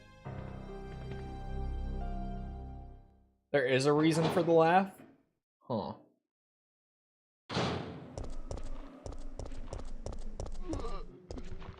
Trying to think.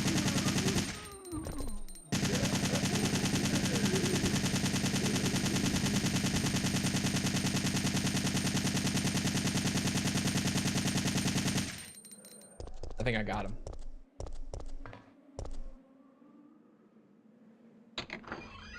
Yeah, like an in-universe reason. I was joking about the voice acting, mostly. Wasn't 10 the first Final Fantasy that was voice acted?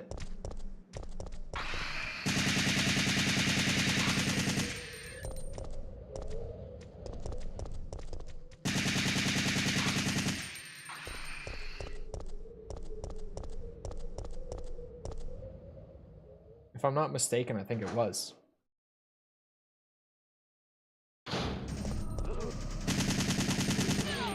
Son of a bitch. Yes, question mark?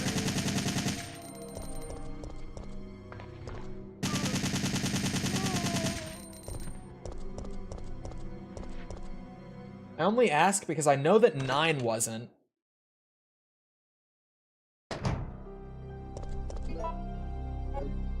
Oh shit, I missed. Yes, without a question mark.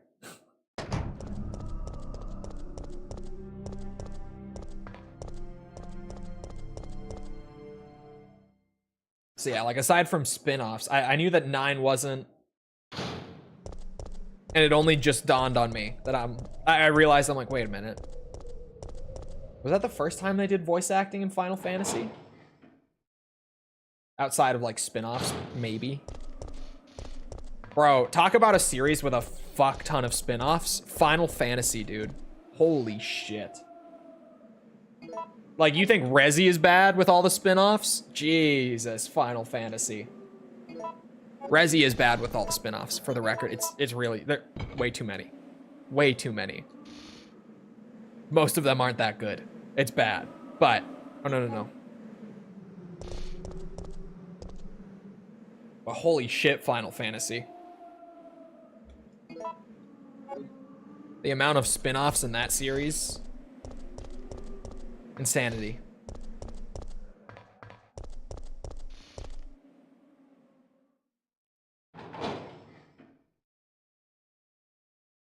Over 100 Final Fantasy games now, including spin-offs. Exactly. And as far as like the main numbered stuff goes, we're on 16. But some of the numbered games get like direct sequels, right? Like I know that 10 got like a direct sequel. 7 got a couple. I know 13 got a couple. But even then, that being generous only brings the spin-off, or sorry, the mainline count up to like 25-ish, give or take. Maybe 30. Let me be extra generous. Let's say there are 30 mainline games. And just let that sit with the fact that there are over 100 games if you include spin-offs.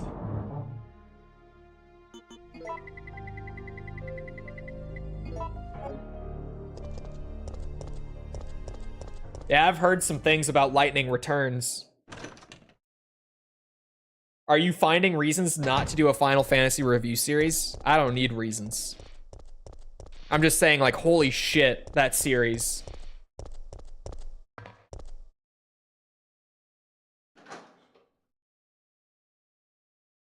Final Fantasy video series when? Maybe.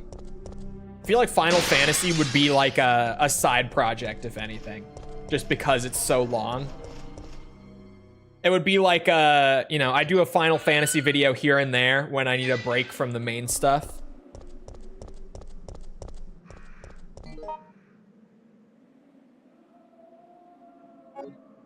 Ten isn't a top 5 Final Fantasy game. I don't even play Final Fantasy. And I know that them's fighting words. Yes, I can't protect you from these people.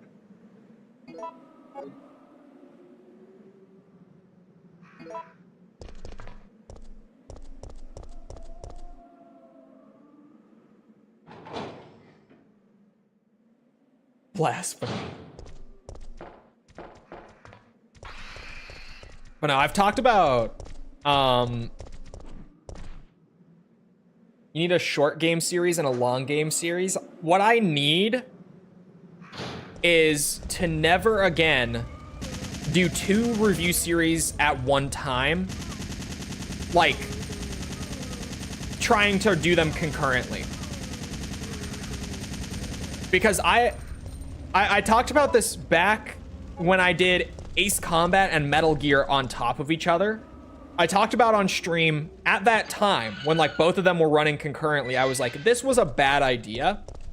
I should stick to one series at a time because this is really difficult to manage YouTube wise.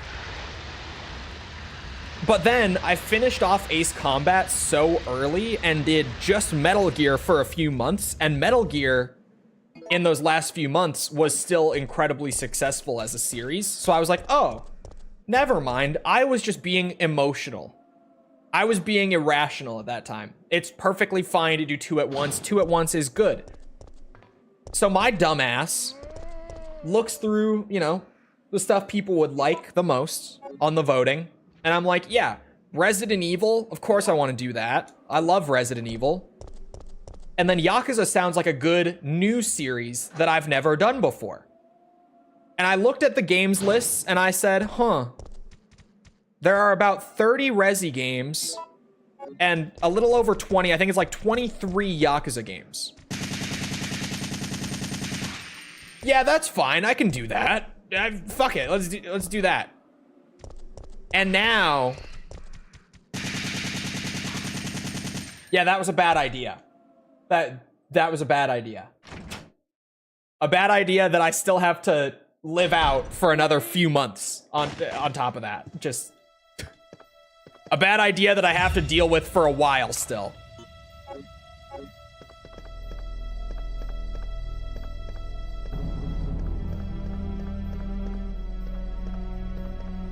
Don't let me do this again.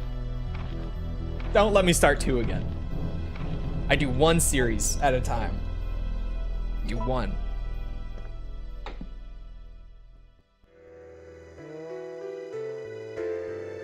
Remember when I warned you? I was just looking out. If I had only done one or the other, perfectly fine.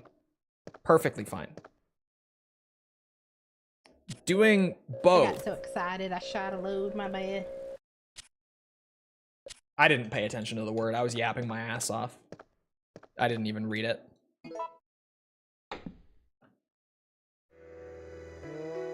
Aqua Cure.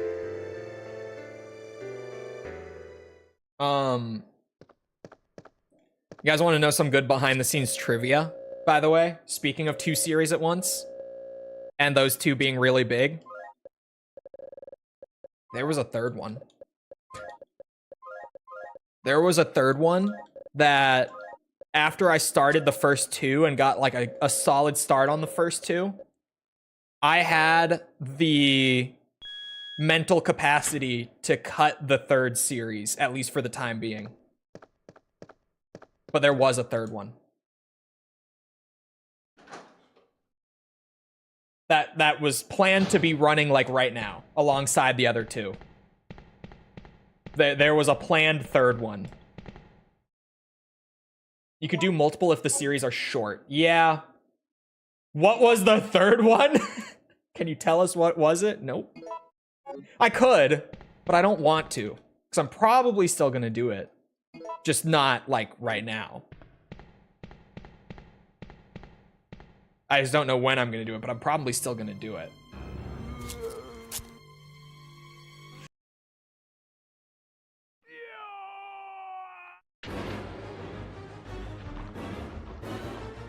Project Wingman? No, it was a full series. It wasn't a one-off.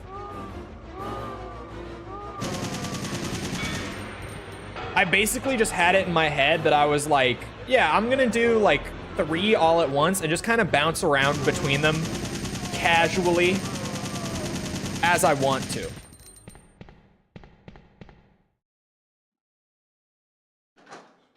Terrible, terrible idea. I'm glad that I at least had the foresight to cut the third one. Granted, I did Resi for like 6 weeks straight to get it really going, right? I did like the first 6 Resi videos and then threw in Yakuza. And I did 2 Yakuza videos on top of each other to get that started. And I think that's where I made the fucky. I think that's where I... On top of even just starting 2 at once, I think doing that was a bad idea. I think the way that I managed it after starting 2 at once made it even worse than it otherwise would have been.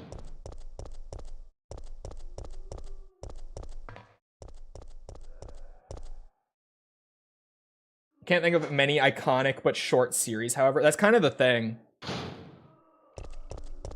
There have been a few that I was planning on, or at least not planning on, but like looking at a lot that were shorter. That especially if I had just done them on their own, they wouldn't take that long. Like some of the front runners that I haven't done yet have been like DMC was one of them. It's like 6 games. Halo was one of them. Granted, I would do spin-offs, but like Halo is what? With spin-offs? Oh no, Halo is 12 games with spin-offs. Yeah, okay. You got the You got 1 through 5 plus infinite, like the numbered games, so to speak. So that's 6. And then you add in ODST and Reach, brings it up to 8. You bring in the Assault games, like the Spartan Assault and whatever the other one's called. It brings it to 10. And then you add in Halo Wars, and that brings it to 12. Halo's longer than I thought. At the time, I was like, oh, Halo will be nice and short as like a change of pace. But now that I think about it, it really wouldn't have been. Trying to remember what else like came close but didn't get done. Nier and Drakengard were relatively near the top. They weren't like, this is about to be the next series contenders, but they were relatively up there. Those would have been shorter. But fuck me, I think I would have come out of that series a different man. I'm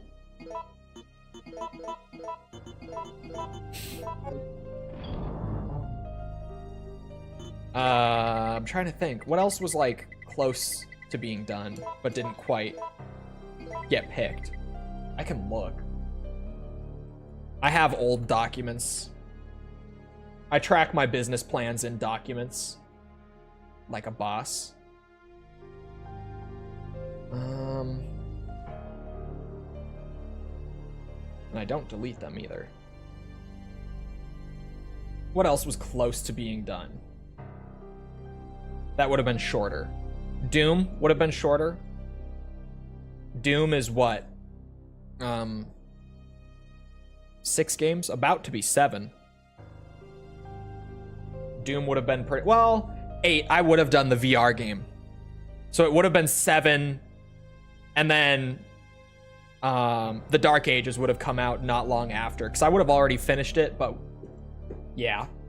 The Dark Ages looks great, by the way. Those previews, I'm even more excited for that now. I was kind of iffy on Dark Ages after we first saw it, but then we saw like a little more of it where they fully explained what they were going for and everything, like at that Xbox showcase, and I was more like, ooh, that looks good.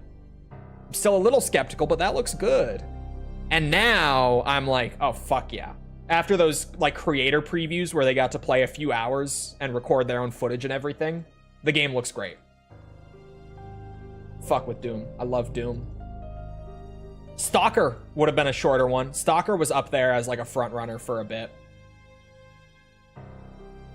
I have notes like with each of them for like weighing pros and cons, whether or not to do them. Kingsfield almost got done at one point. There are a lot of others that I'm not mentioning because they are long, like Metroid, Legend of Zelda. There are other frontrunners that I didn't end up choosing purely because they would have been fucking long. But yeah.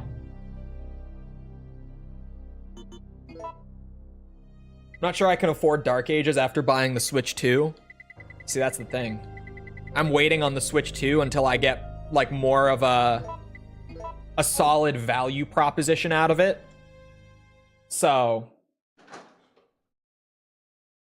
no, Dark Ages it is.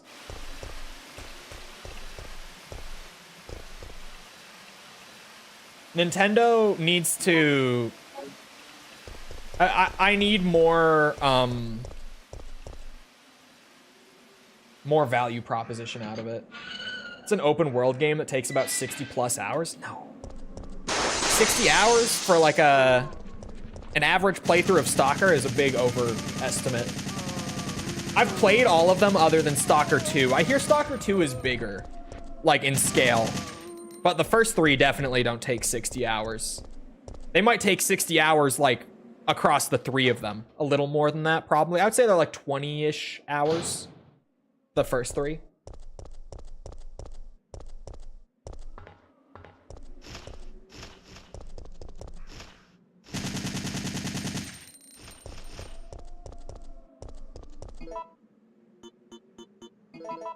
Only PvP game? It seems weird. It seems like it's not only PvP either. I need to see what it is. But it is very Souls, and it's Miyazaki's team as well. And not in the sense of like, oh, it's a game that Miyazaki directed near the start, but then handed off to a different team. Like, no. That is what Miyazaki's team has been on since Elden Ring. So it's almost definitely still a Souls game, just different. Lots of people play Souls games for the PvP. It's not... It's lots in terms of, like, the raw number. But in terms of the player base that engages with Souls games, it's not a lot. It's a very, very small portion of the Souls fandom that plays the games for the PvP. It's similar to, like, Armored Core, right? A lot of people play Armored Core. Most of them are just playing it for the single player stuff, but there are some like really diehard what's that? Really diehard PvP guys. Just not a lot. It's a pretty small portion of the fandom.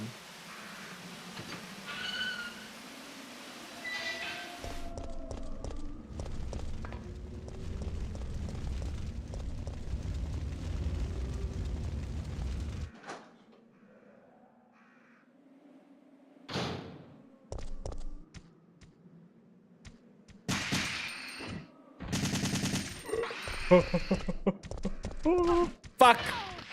Am I dead? Not yet. Fucking shit.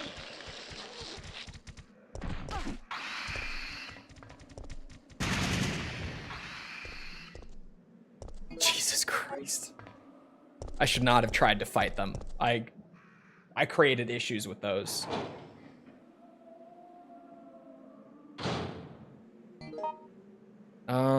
Where the fuck was I going? Back up. That's all I need. I'm going back up.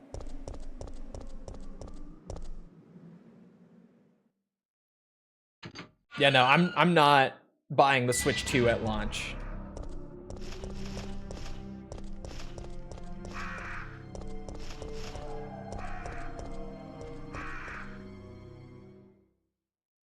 I think the Switch 2, with its current price point, is legitimately going to struggle a bit.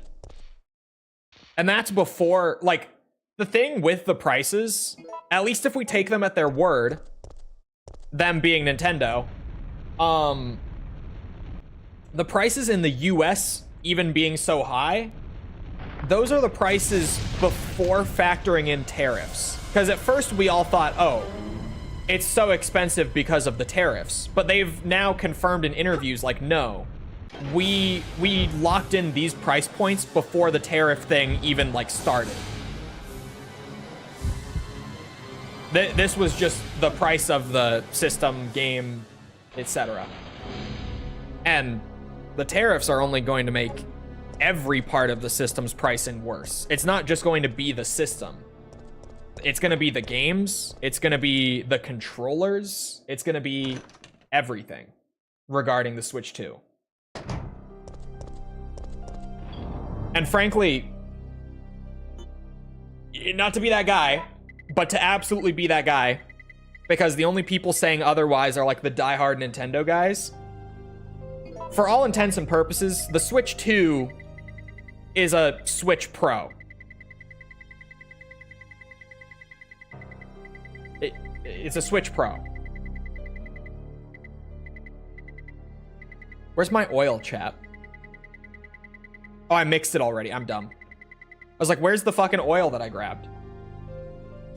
Don't explain the price in Europe. Yeah, that's the thing. We thought at first that it was the tariffs, because they also didn't unveil the pricing in the direct.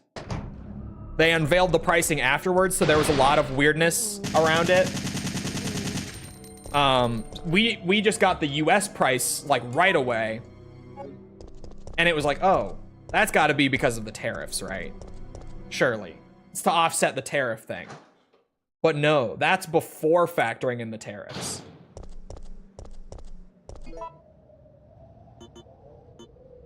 If it's too expensive, just buy a Switch 1. Exactly. Doug Bowser said so.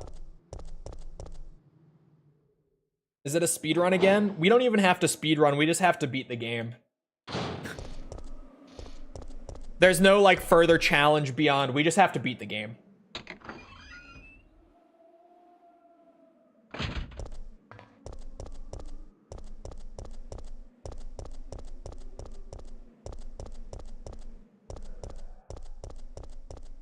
Yeah, Doug Bowser's on my shit list now. Purely because of the, if you can't afford the Switch 2, thankfully you have the Switch 1 comment. He is now on my shit list. Doug Bowser will not be getting any, like, you know, charitable benefit of the doubt or anything from me in the near future. Unless he gives me reason to.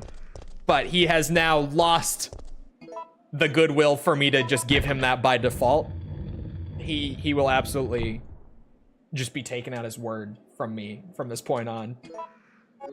He's landed on that list. Like, with PlayStation stuff, I don't give them the benefit of the doubt because, like, I've lost my reason to, right? Now Nintendo's on that list too. Well, Nintendo was already generally on that list, but they're even more on that list now. Especially in regards to the Switch 2. You remember that guy? Yeah, Don Matrick. It's the same shit that Don Matrick said with Xbox One. It's wild. I was talking about this like maybe an hour ago. I brought up Don Matrick. Nintendo were always worse than PlayStation. Nintendo was worse than PlayStation like during the PS4 era, like near the end of that. But then once the PS5 came out, Sony became worse than Nintendo. And then only got even worse with the PS5 Pro. And now Nintendo was like, oh, hold on, hold my beer. And they're seemingly just trying to one-up Sony again, which is crazy. Fucking crazy talk.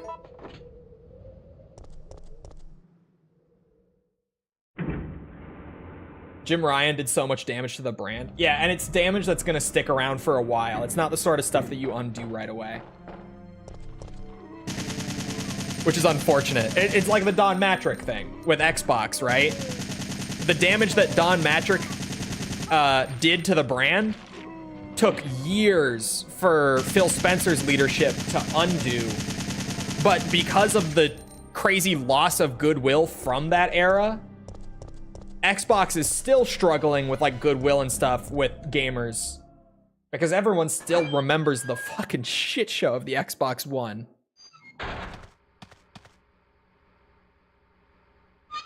And yeah, now Sony's done the same thing, like with the PS5 era. Nintendo's doing the same thing with Switch 2. It's not like Phil Spencer did much himself. No, I'm just saying like his team. Like the team under his leadership is all I meant.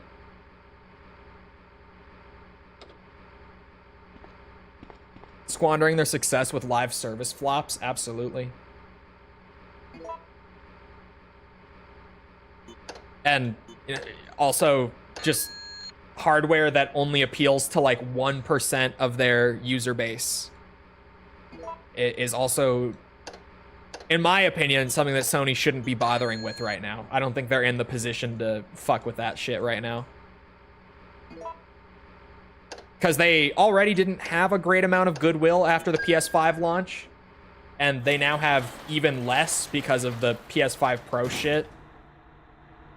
Like, their sales are up, but their goodwill is really down.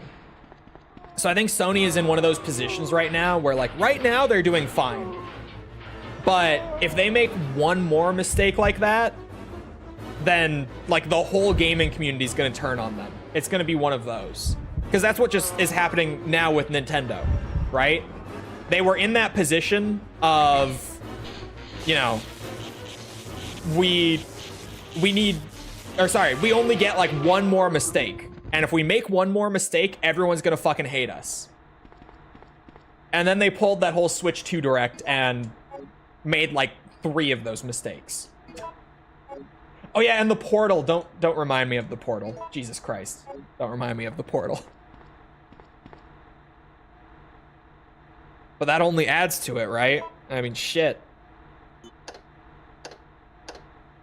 I did that wrong.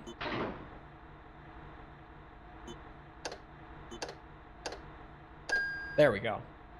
I somehow forget how to do it every time. After this many runs, I still get stuck on that puzzle for like a minute. Portal is good. Why the hate? Because it's not good. It's not good.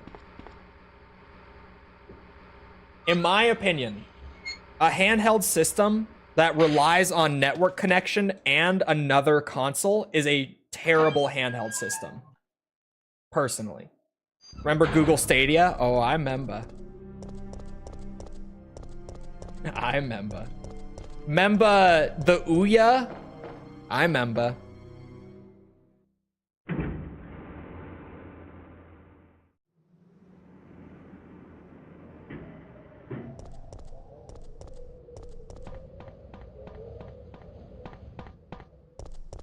Portal doesn't need a PS5 anymore. You can stream straight from Sony. But why did it need a PS5? Like, it's cool that they took that requirement away, but why was it there in the first place other than to just squeeze out more hardware sales?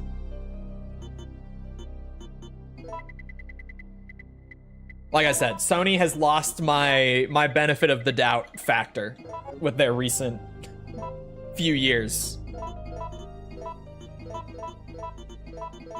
It's like Cyberpunk. Cyberpunk's great now, but we all remember, like, when we think of Cyberpunk, for the rest of time, we are all going to immediately get that connotation that it had when it first came out.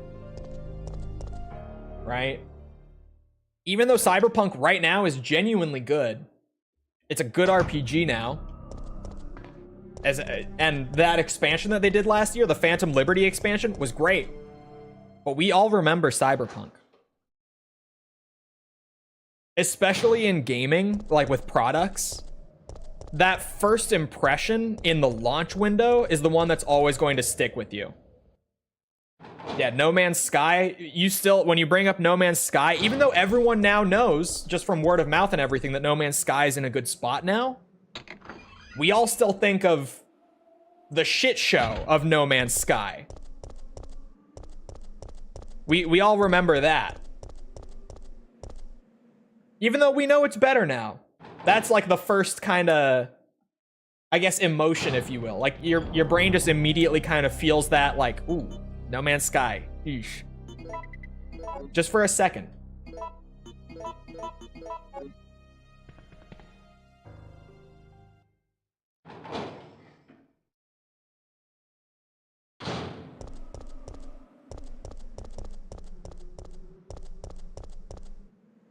And like the PS5 Pro thing, there are layers to that too. Just like I said, I did just say it a minute ago. The 1% of your like player population that it will appeal to is very real. Like the PlayStation 5 Pro is very much a system that like a tiny sliver of console gamers will be interested in, which is because of the price point. And the value is not terrible. But a $700 console is ridiculous. And that's only if you live in the US that it's $700. If you live anywhere else, it's significantly more expensive. And even then, the PS5 Pro is the console that notoriously did not need to exist.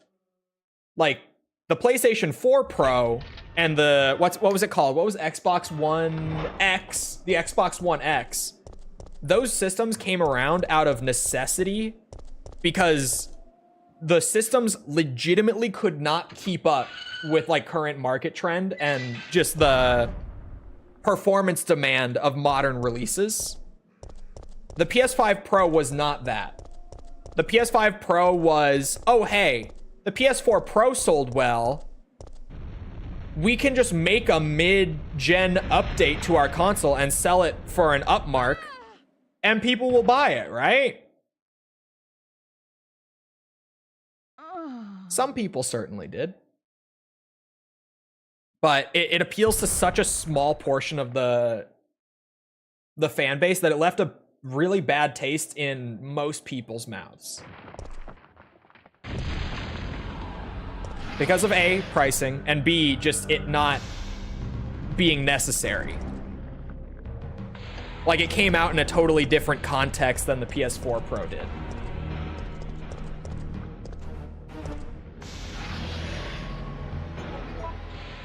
I'm gonna safety heal it just because this worm has killed me from yellow health. Yeah.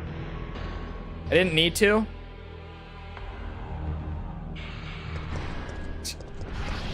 Oh my god. I hit the no button somehow.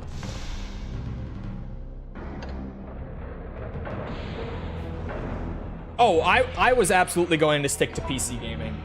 Just in the position that I'm in, like especially doing YouTube as a job, I already need to have like a big expensive work PC anyway.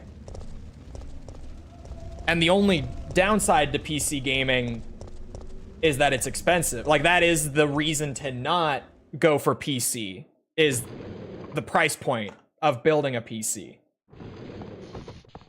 But if I already need to have a fancy PC, like, yeah, I'm gonna game on it. Of course I am. I don't own a PS5 or a Series X. I'm not buying the Switch 2 at launch. I might pick it up It looks like we're ready if to go. there's a title Here, that makes take it this. worth it, or if the prices come down or whatnot, but at launch, I'm definitely not buying the Switch 2. Okay. Nikolai won't be joining us. I understand.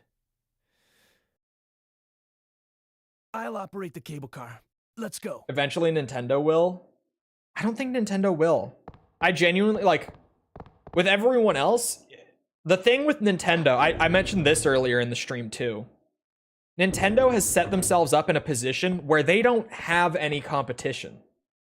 I mean, they do. I'm exaggerating a little bit, but realistically, the market that Nintendo is targeting is the portion of the market that wants to play Nintendo games.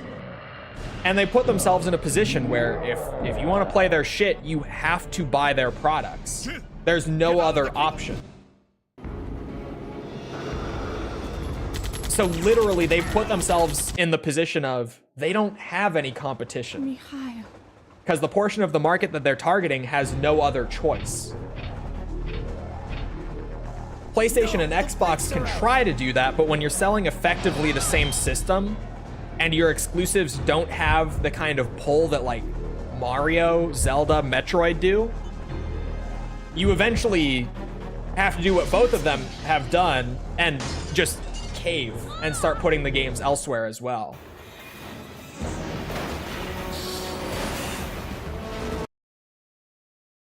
They still champion physical media. Chat, who's gonna tell him about the cartridges? Who's gonna tell him about the Switch 2 cartridges?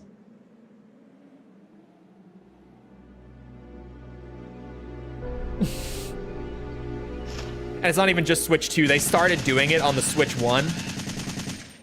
But going forward, they're only going to be doing more of it. What? The cartridges for the Switch 2 DS? They are cartridges that you put into the system, and you have to be connected to the network to download the game. The cartridge only gives you the license to download the game.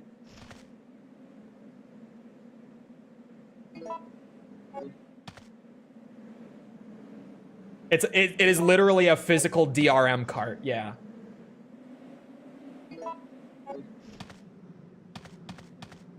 Sigh. Nintendo has already gone full digital with this move.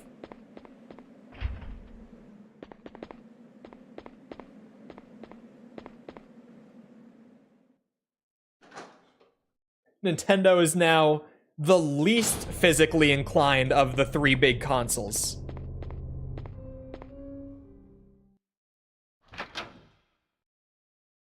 And what if someone doesn't have internet, like half of America still?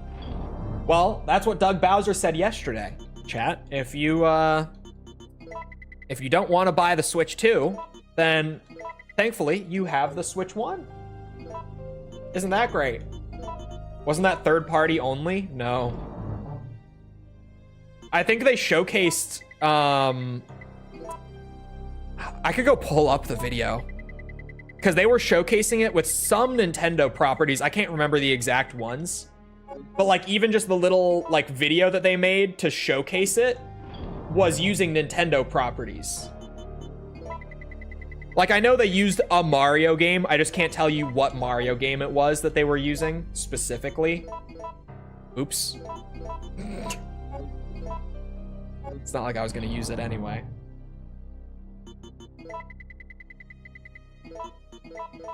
But no, it's not just third party. It's not every single game either. But it's the fact that they've even opened this up, it's going to progressively become more and more games, right? Like for now, it might be like 80% of Switch 2 cartridges are just DRM cards. But as time goes on, that number is only going to go up because apparently the reason they're doing it is because the games are becoming too big to fit on a cartridge of that size. So as time goes on and the Switch 2 is out for longer and longer, the games are only going to get bigger. Is Discord down for everyone?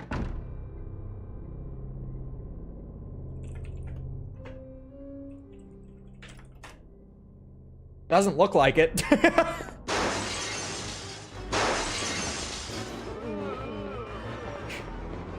I went for the dumbest way to test it.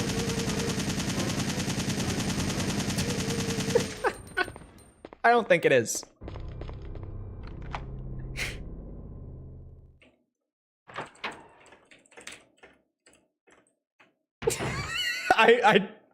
I just went immediately. I was like, how can I test if Discord is down? And I just went and texted false through Discord. I said, is Discord down? You're alive. No, it's not.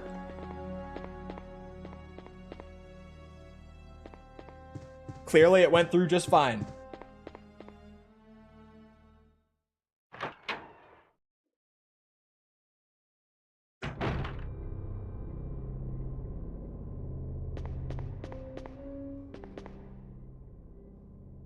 Should have responded yes. She didn't even respond. Can you believe it, chat? She just came in here and laughed at me. She didn't even respond. She didn't answer the question.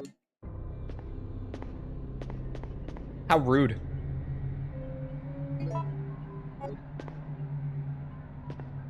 And they, yes, no, sorry. I can't believe that I didn't say this. Lightning Fox, thank you. My finger in that. I would too. Thank you for bringing this up.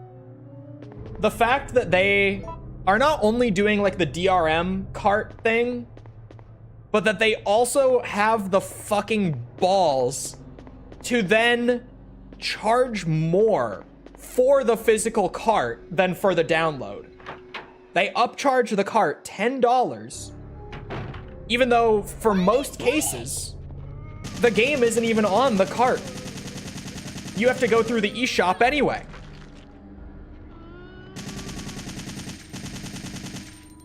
Yeah, no. The more that I talk about all this Nintendo Switch 2 stuff, the angrier it makes me, and the more that I'm like, yeah, kiss my ass, Nintendo. I'm so done giving you like the benefit of the doubt on anything. I'm going to be... I already was kind of a Nintendo hater, like the last couple years.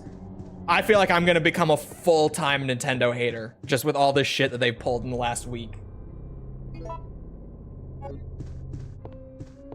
See if the game is on there. You don't have to even go offline, DS. Like, you're going to have to actually download the game. So, like, if it's on there, it will just launch. If it's not, it's going to take you to the shop to download the game.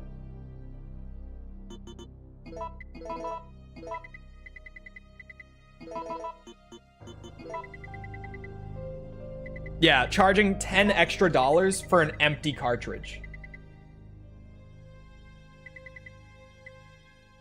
You want to know why Sony was kissing Nintendo's ass? Oh, like way back. For a second I thought we were talking about in like recent years. I'm like, they're not. Sorry. Yeah, it's because they partnered up and locked the Super Nintendo out of using CDs. I have heard this. Discord isn't down, but it is slow clicking on profiles and stuff. Oh, okay. Can't dump from an empty cartridge. That's what, I don't know why. A lot of people are saying it's an anti-piracy thing. And I don't want to say that it's not, but what I will say is if it is an anti-piracy thing, it's very poorly thought out. Because here's the thing, chat. You can still dump a downloaded game from the eShop. Very easily, in fact. Because guess what? I've done it. I've dumped my Switch's Breath of the Wild to PC to upscale it in Yuzu. I've done it. It's not that hard, actually, to get into the Switch's files on PC. You literally just need a tool and you need to plug it in, and that's it. Oh, do you need a Gen 1 Switch? Is that actually a thing? Because I do have a Gen 1 Switch. So maybe I'm just lucky in that sense. But literally all you need is a tool and a cable. And you can dump the download only games just as easily. Okay, you do need a Gen 1 Switch. I didn't know that was a requirement. I'm just lucky then. Okay, so maybe not. Maybe it's not that easy. Maybe it's only easy on the old Switch, apparently. That's what I'm being told. I could be wrong here. But I did get my Switch before they did any revisions to it. So that kind of makes sense, actually. Oh, that's right. There's no freeze rounds here. Not that I was gonna use them anyway. Just my brain had the compulsion to go and grab them. Oh.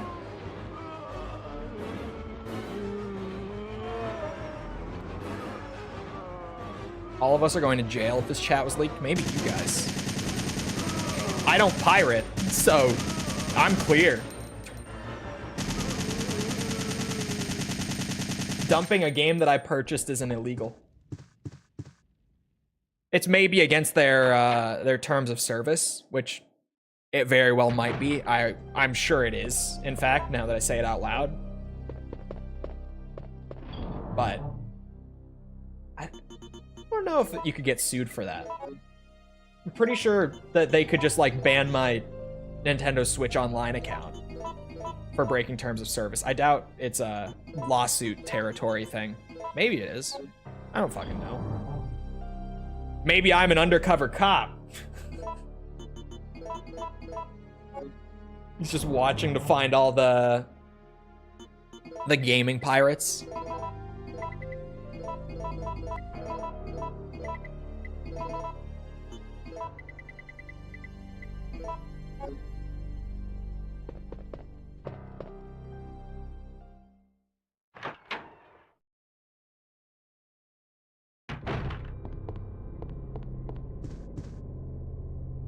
Is this key for this door? No.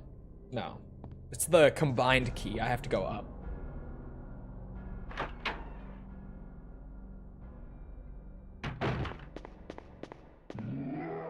Is that all a jailbroken PS4 can do? I mean, the benefits of modding your console like that, it's basically the same regardless of console. You can, you know, use some like homebrew stuff. It makes piracy really easy on console if you modify them. Xbox 360 piracy was wild back in the day because of how easy it was to mod the 360.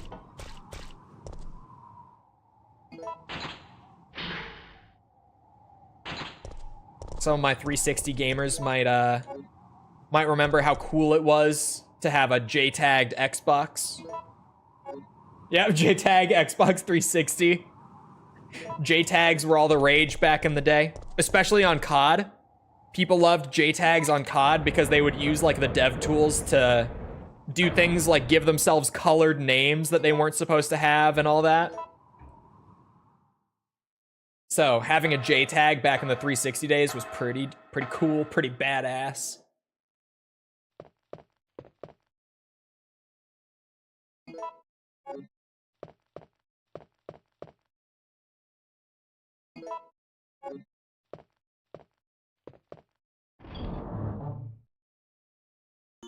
Seen a dude run Linux on a jailbroken PS4? Really? You can put Linux on a PS4? Wasn't the PS4 really easy to jailbreak? I don't know if it was, but I had like a couple buddies in high school who jailbroke their PS4s just by like watching a YouTube tutorial. And they were like not big gamers. They were very casual gamers, in fact, these two guys that I'm thinking of. So I assumed that it was really easy to do, because if it wasn't, there's no fucking way that they did it. Or that they would have the patience for it, or whatever else.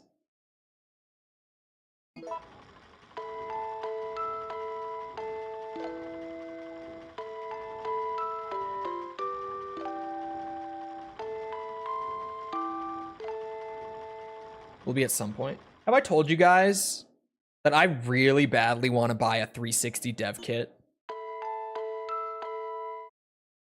But like, they're so expensive. It wasn't easy at the time. There's no fucking way that these two would have managed. Maybe they were just really patient. I don't know. They're hella expensive. They're so expensive. Why? To do cool shit with it.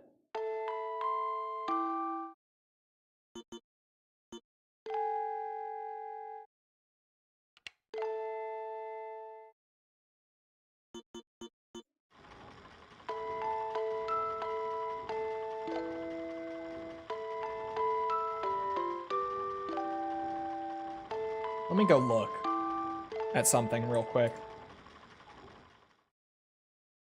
before I say something. Hold on a second.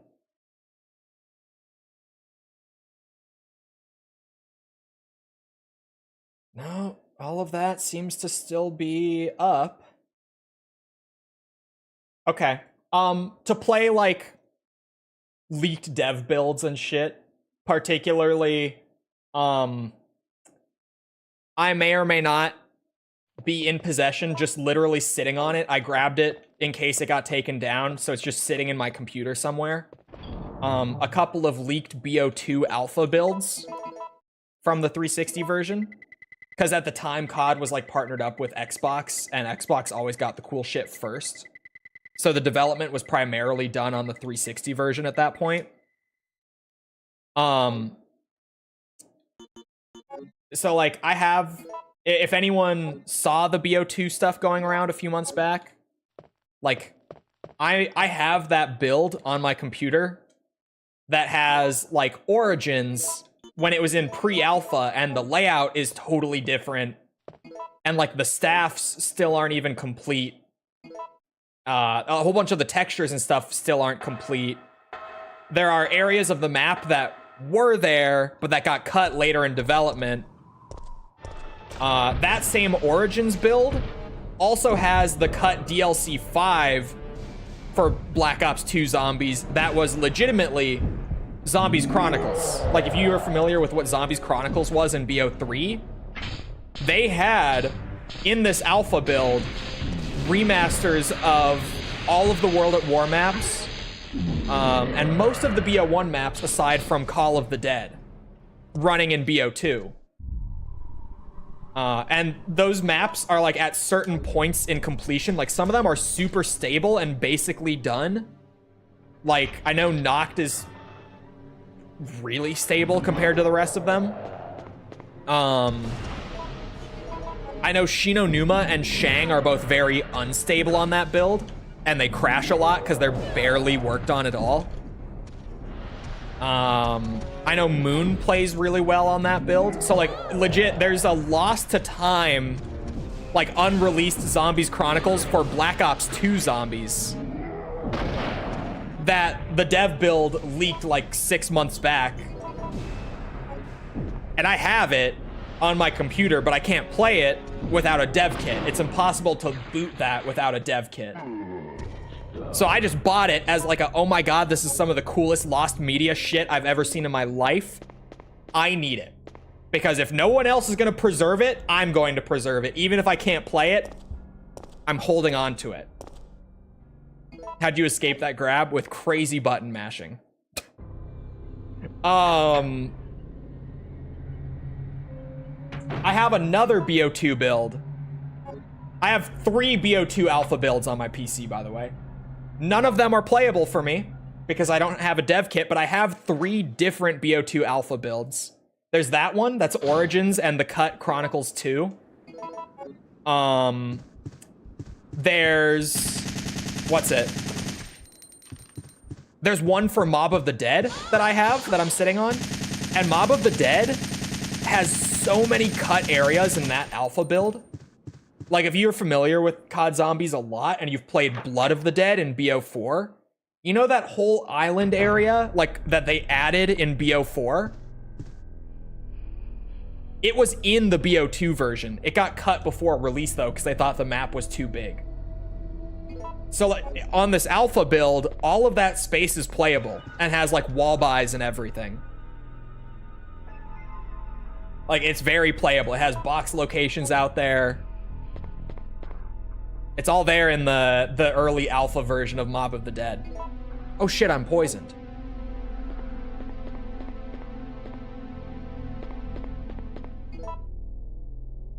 Yeah, some dev builds, if they get like modified to boot on Xenia, can boot on Xenia. These ones can't, unfortunately. Otherwise, I would have played them. And I have like a BO2 alpha, like just the whole game. And that one has like an early alpha version of Transit on it.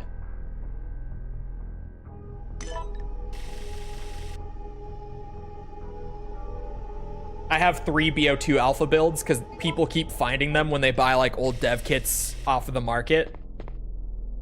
And I've been collecting them purely for my own sake because someday I'm gonna buy a 360 dev kit. Probably more when I have like fuck you money because they're like $1,000.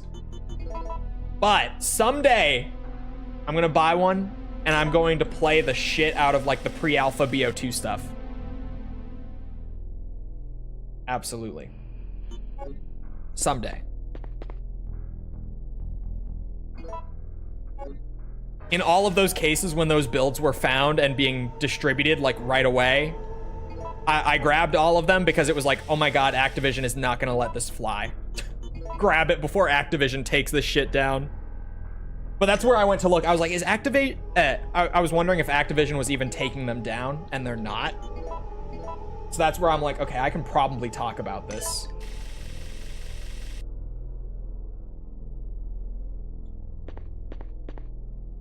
When I have fuck you money, the confidence in that sentence. I talk about it all the time. Smart finances, smart spending, and consistent hard work. I fully believe that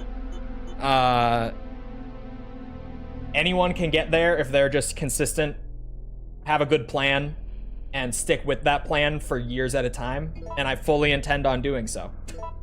This is not the first time I've been vocal about this on stream. Did you buy the dips? I've been buying the dips. But I cash average my investments. Which is fancy speak for, regardless of if the market is up or down, I just always am investing a set amount for the month. And not the same amount always, but every month in my budget, however much I can allocate to investing, I invest that amount averaged out to an even amount every day of the month. Well, every market open day of the month. So, Invest in gold bonds.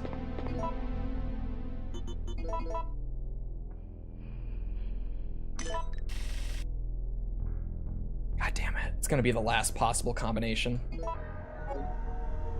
But especially with like the, you know, smart financial decisions and investing and work and all that. Piggybacking off of that, it's one of those things where the earlier in your life that you start with that, the better your odds are of getting there. Again, assuming that you stick with it long term. And I am so fucking stubborn. There's no way I'm not sticking with it after like 4 years of sticking with it so far. There's no fucking way I'm stopping now. I am way too stubborn.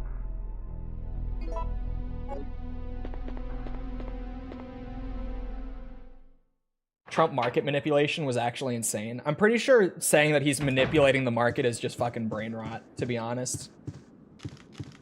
I think that's absolute political brain rot. I don't think that's what's happening. Like, at all.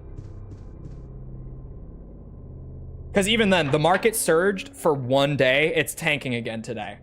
It has taken a massive nosedive again today.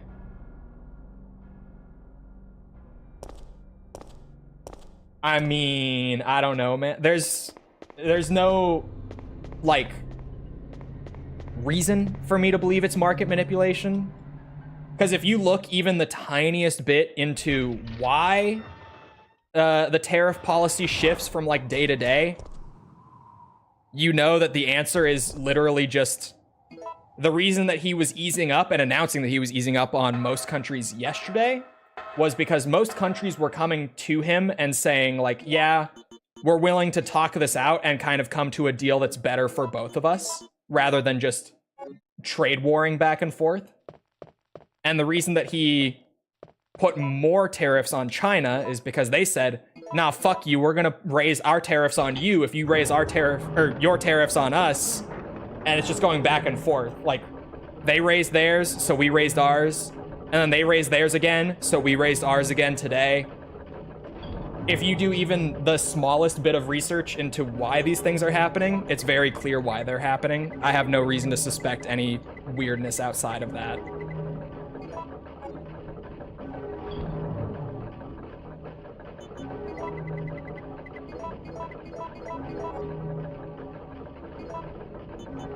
It kind of makes sense, but I don't know shit. Yeah, no, it makes sense if you just don't look further into it. The political brain rot has gotten so bad. I foolishly thought that after this last election that it would ease up. I don't know why I thought that, looking back. Like, I absolutely should have known it was going to get worse. And even right now, like, I'm sitting here and I'm like, yeah, come like 2028, once he's out, it's all gonna be good. Like, the brain rot's gonna go away, things are gonna go back to being more normal. No, the fuck it's not. Of course it's not. Seems to have gotten exponentially worse. Absolutely. It's just, I've talked about, I'm not shy talking about my politics, because my politics aren't partisan at all. And it's not because I like both parties or anything. Like, I like certain things. It's more from the time that I have been around and paying attention to politics in the US, both political parties have just acted like absolute children and completely turned me off of both of them. So I have no reason to give either one, like, more goodwill over the other, ever.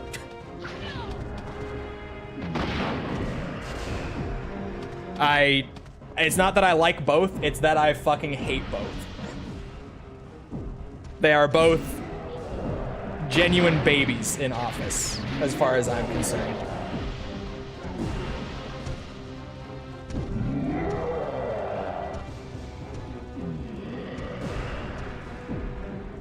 Hey, don't die on The skips make it so much more wild. What the fuck? Skipping that scene specifically. Jill! October 1st, night. Do I save? I woke up to the sound of falling rain. I can't believe I'm still alive.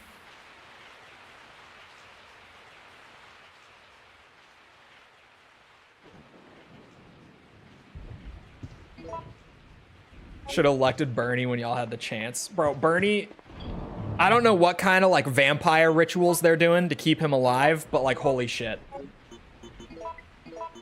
It's whatever, not to say that only one side is doing it. They're doing some weird vampire shit to keep Bernie alive, and they're doing some weird vampire ritual shit to keep Mitch McConnell alive. I don't know how they're doing it, but clearly they're all in on the same secret. Something's going on. I don't know how they're managing. Both of those men are fucking decrepit.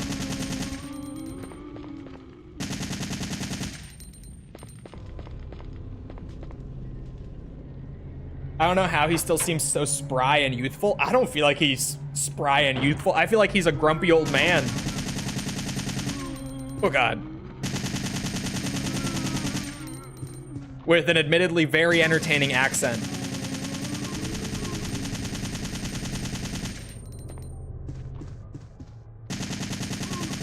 It's like they're invincible. Cue the intro card. For his age.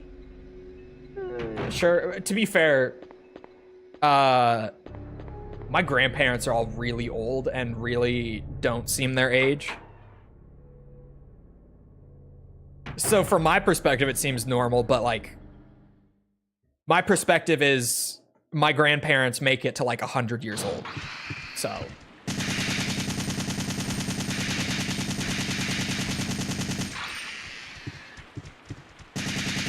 I got those genes that are gonna keep me alive way longer than I want to be alive. I'm gonna be here for a fucking minute. For better or for worse.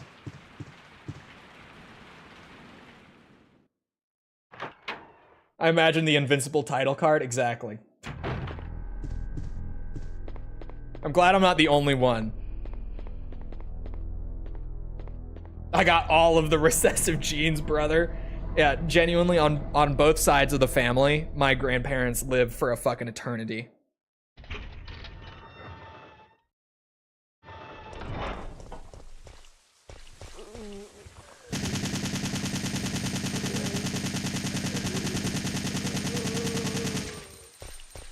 In 15 years, you'll be thinking life is short. Look, man. Have you seen the brain suckers lay eggs yet? No, not once. The only reason I know about it is from people in chat telling me about it.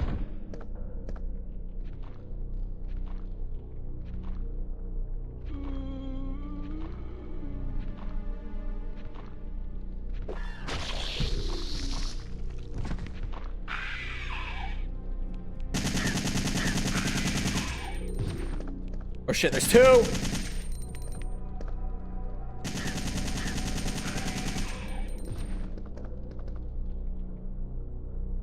Okay, we're fine.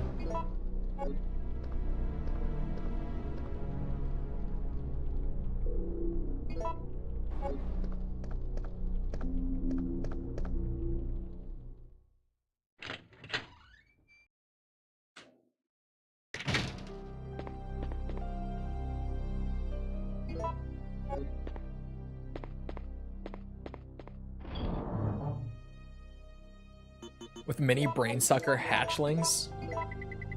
It's horrifying. With that age cap, you might 100% all Yakuza? Maybe. We'll see.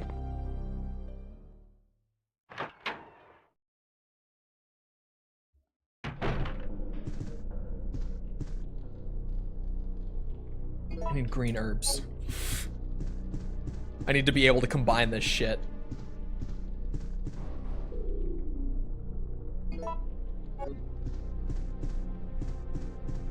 How many GTA games you think you got left? Do you really? Oh, you have to turn on the microphone. I was like, do you have to interact with it first? There also appears to be a slight fracture in his right arm just below the elbow. However,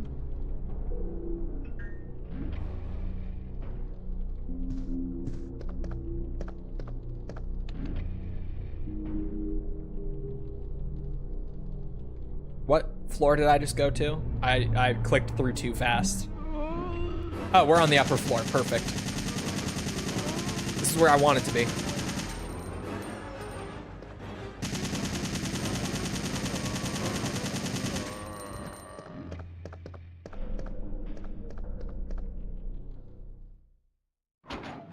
I'll be too old and decrepit to play the third one. You just gotta figure out how they're keeping Mitch McConnell around. Once that secret's out, you'll be fine. You can play all the GTA you want.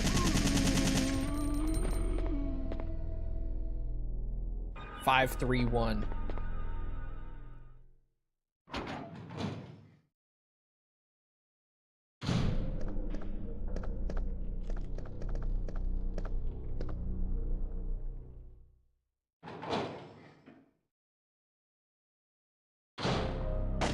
Don't shoot! No! I gotta figure out how they're keeping Mitch McConnell around. Not for me, but so that even into my old age, I can still keep hunting older women. As one does.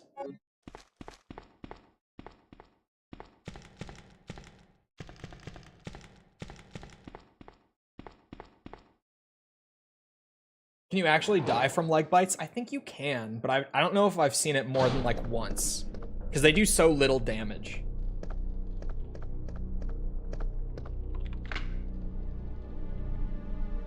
Hunting?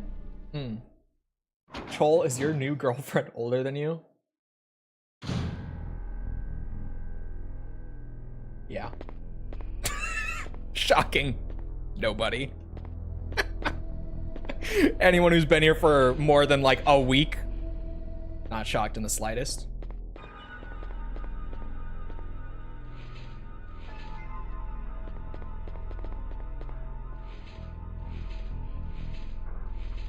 His new girlfriend is your mom. It's Chat's mom, yeah. Oh. The other one?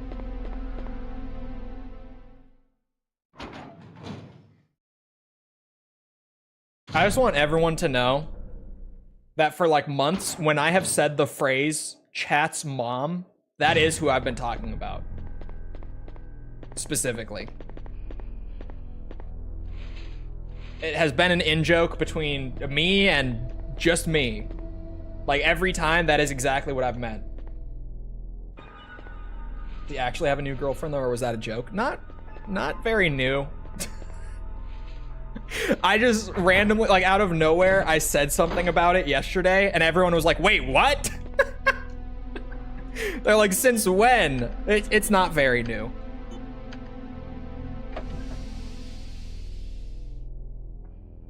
Father. No? No. It's the reversed version of Leonardo DiCaprio. Exactly. Exactly. So you guys get it.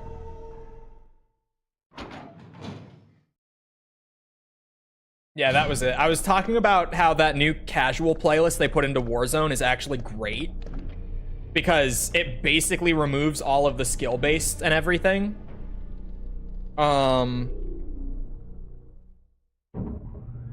VTuber Twitter would be in shambles. True. False sent me that one where the VTuber got canceled for having like a secret relationship behind the scenes. She had a boyfriend in secret. So her whole community like turned on her and canceled her when it came out that she was dating. False sent me that. That was wild. But yeah, no, I was talking about how the new Warzone playlist is great and actually makes the game fun. Because it like takes out the skill-based, so you can play Warzone and just enjoy it and like hang out with friends without sweating your dick off to try to actually survive. And the point that I made was I said, I've been playing it with my girlfriend, and even we've been able to like hang out, both drop 10 plus kills a game while just like casually talking and not really paying attention. And I said that. And everyone was like, wait a minute, what? And I was like, oh. Okay, yeah, I might not have brought that up before, but, you know, it's whatever. It's fine. It's the way I am. It's a pattern of behavior. Because I also mentioned yesterday, because even Jess was like, wait, huh? And I was like, well, yeah, remember, like, back in my Twitch days, people from the Twitch days have mentioned this if you weren't around, because very few of you were. But when I was only on Twitch before I came over to YouTube, I did date this girl for like 2 years.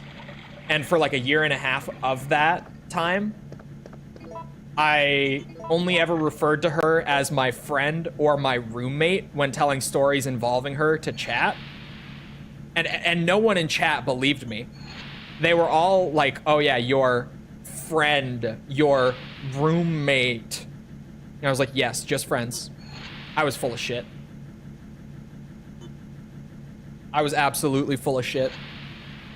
And they all knew it the whole time, but I wouldn't back off of it. I just normally don't mention it to chat. I don't involve chat in my dating life all that much.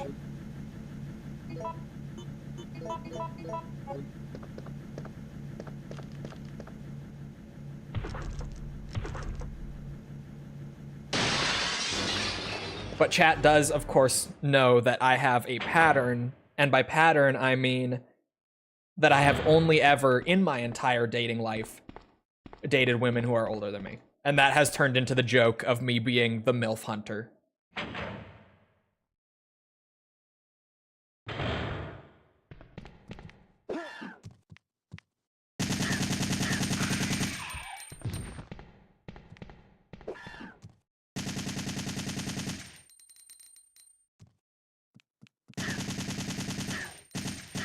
The Hag Maxer, yes. Many streamers ask their chat. Wait. Pause. What do you mean by that? How come, by the way? It genuinely is just coincidence. I've turned it into like this bit that I do it intentionally, but I don't. Really, it is just coincidence. I'm not calling your lady a hag, by the way. It's okay, I have.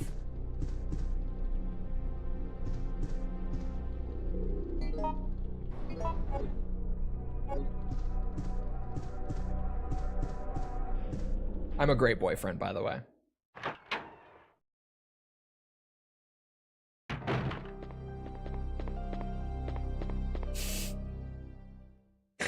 Crazy 2 sentences to say back to back.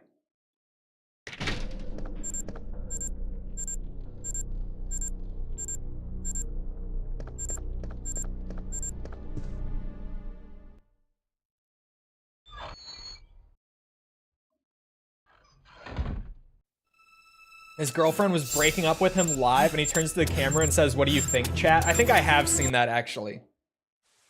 I can't remember who that was, but I feel like I have seen that, now that you mention it. See you around, Sam. Have a good rest of your day. Is she a gamer, though? Yes. I'm not even someone who, like, strictly is, like, you know, I can only date a woman who plays games. I have dated a non-gamer once. We dated for 2 years. It wasn't like a little thing. It was like, yeah. My thing is more like, even if she isn't a gamer, so long as she shows some sort of interest in either playing them, like, with me, or even, like, it doesn't even have to be that, just showing some interest to, like, learn about it to a certain degree, so that I can fucking yap my ass off about it to her and she won't hate it. That's all I need. That's fine with me. But your current girlfriend is like a real gamer. Big gamer.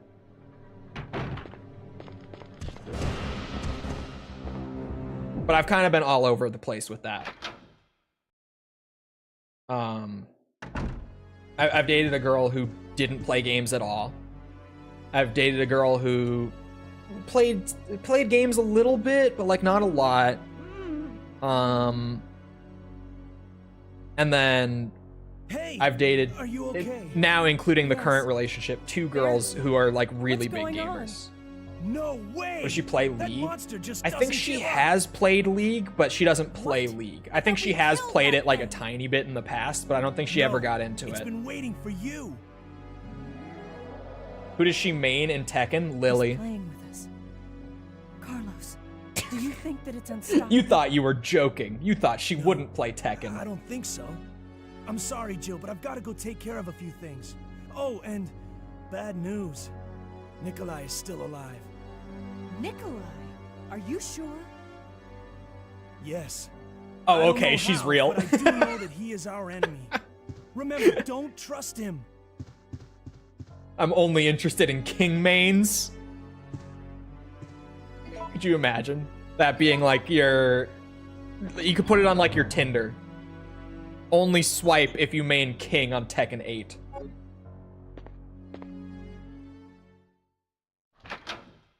My wife has 0 interest in games. I am so like in the games industry that I would be insufferable if you had no interest in games. Like if you didn't even have enough interest to like learn about it somewhat, I would actually be completely insufferable.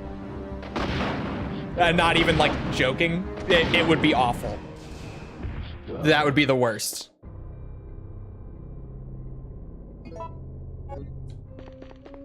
Hold on. It's that point in the game where I get to drop the rifle. We're back.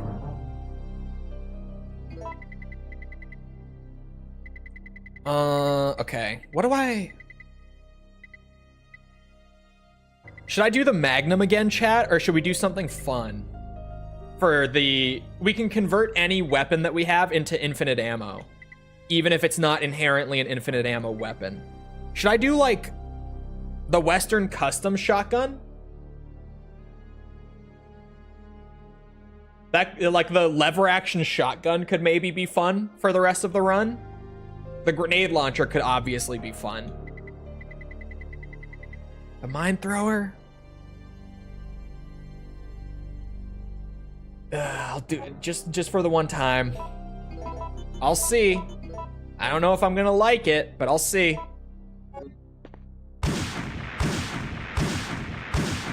We'll see how it goes.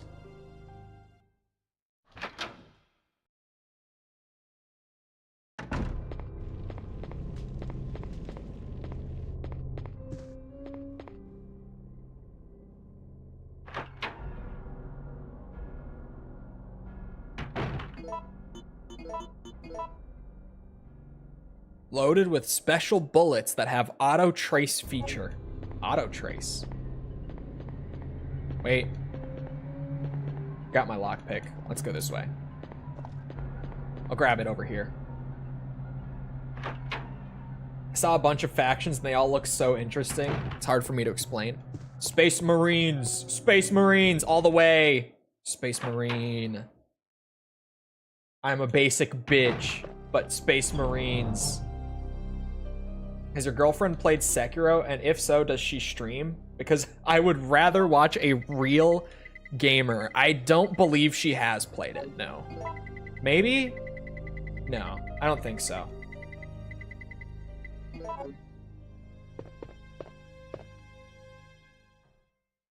I feel like I would probably know if she had.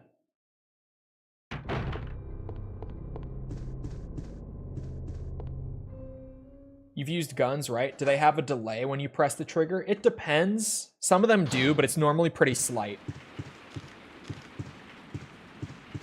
Like, it's not a significant delay. But some of them do have, like, a little delay. It's almost never, like, instant. But that's just because the firing mechanism has to actually go off.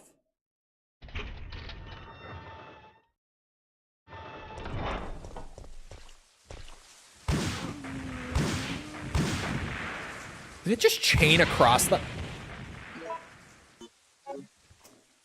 I wish I could say that's the first time I've done that. It's not.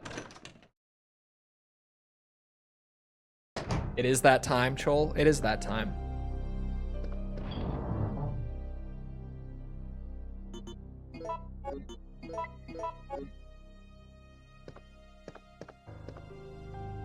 It is about that time. Space Marines are super popular, so they get lots of rule and model updates all the time. Space Marines are popular for a reason. They're cool. They're cool. I'm just saying. Space Marines. Pretty nice. Anyway, it is about that time. So, I hope you guys enjoyed. If you did enjoy and you haven't done so already, feel free to go ahead and leave a sub, follow, whatever. Come back another time. We're doing this. We're doing a whole bunch of other stuff like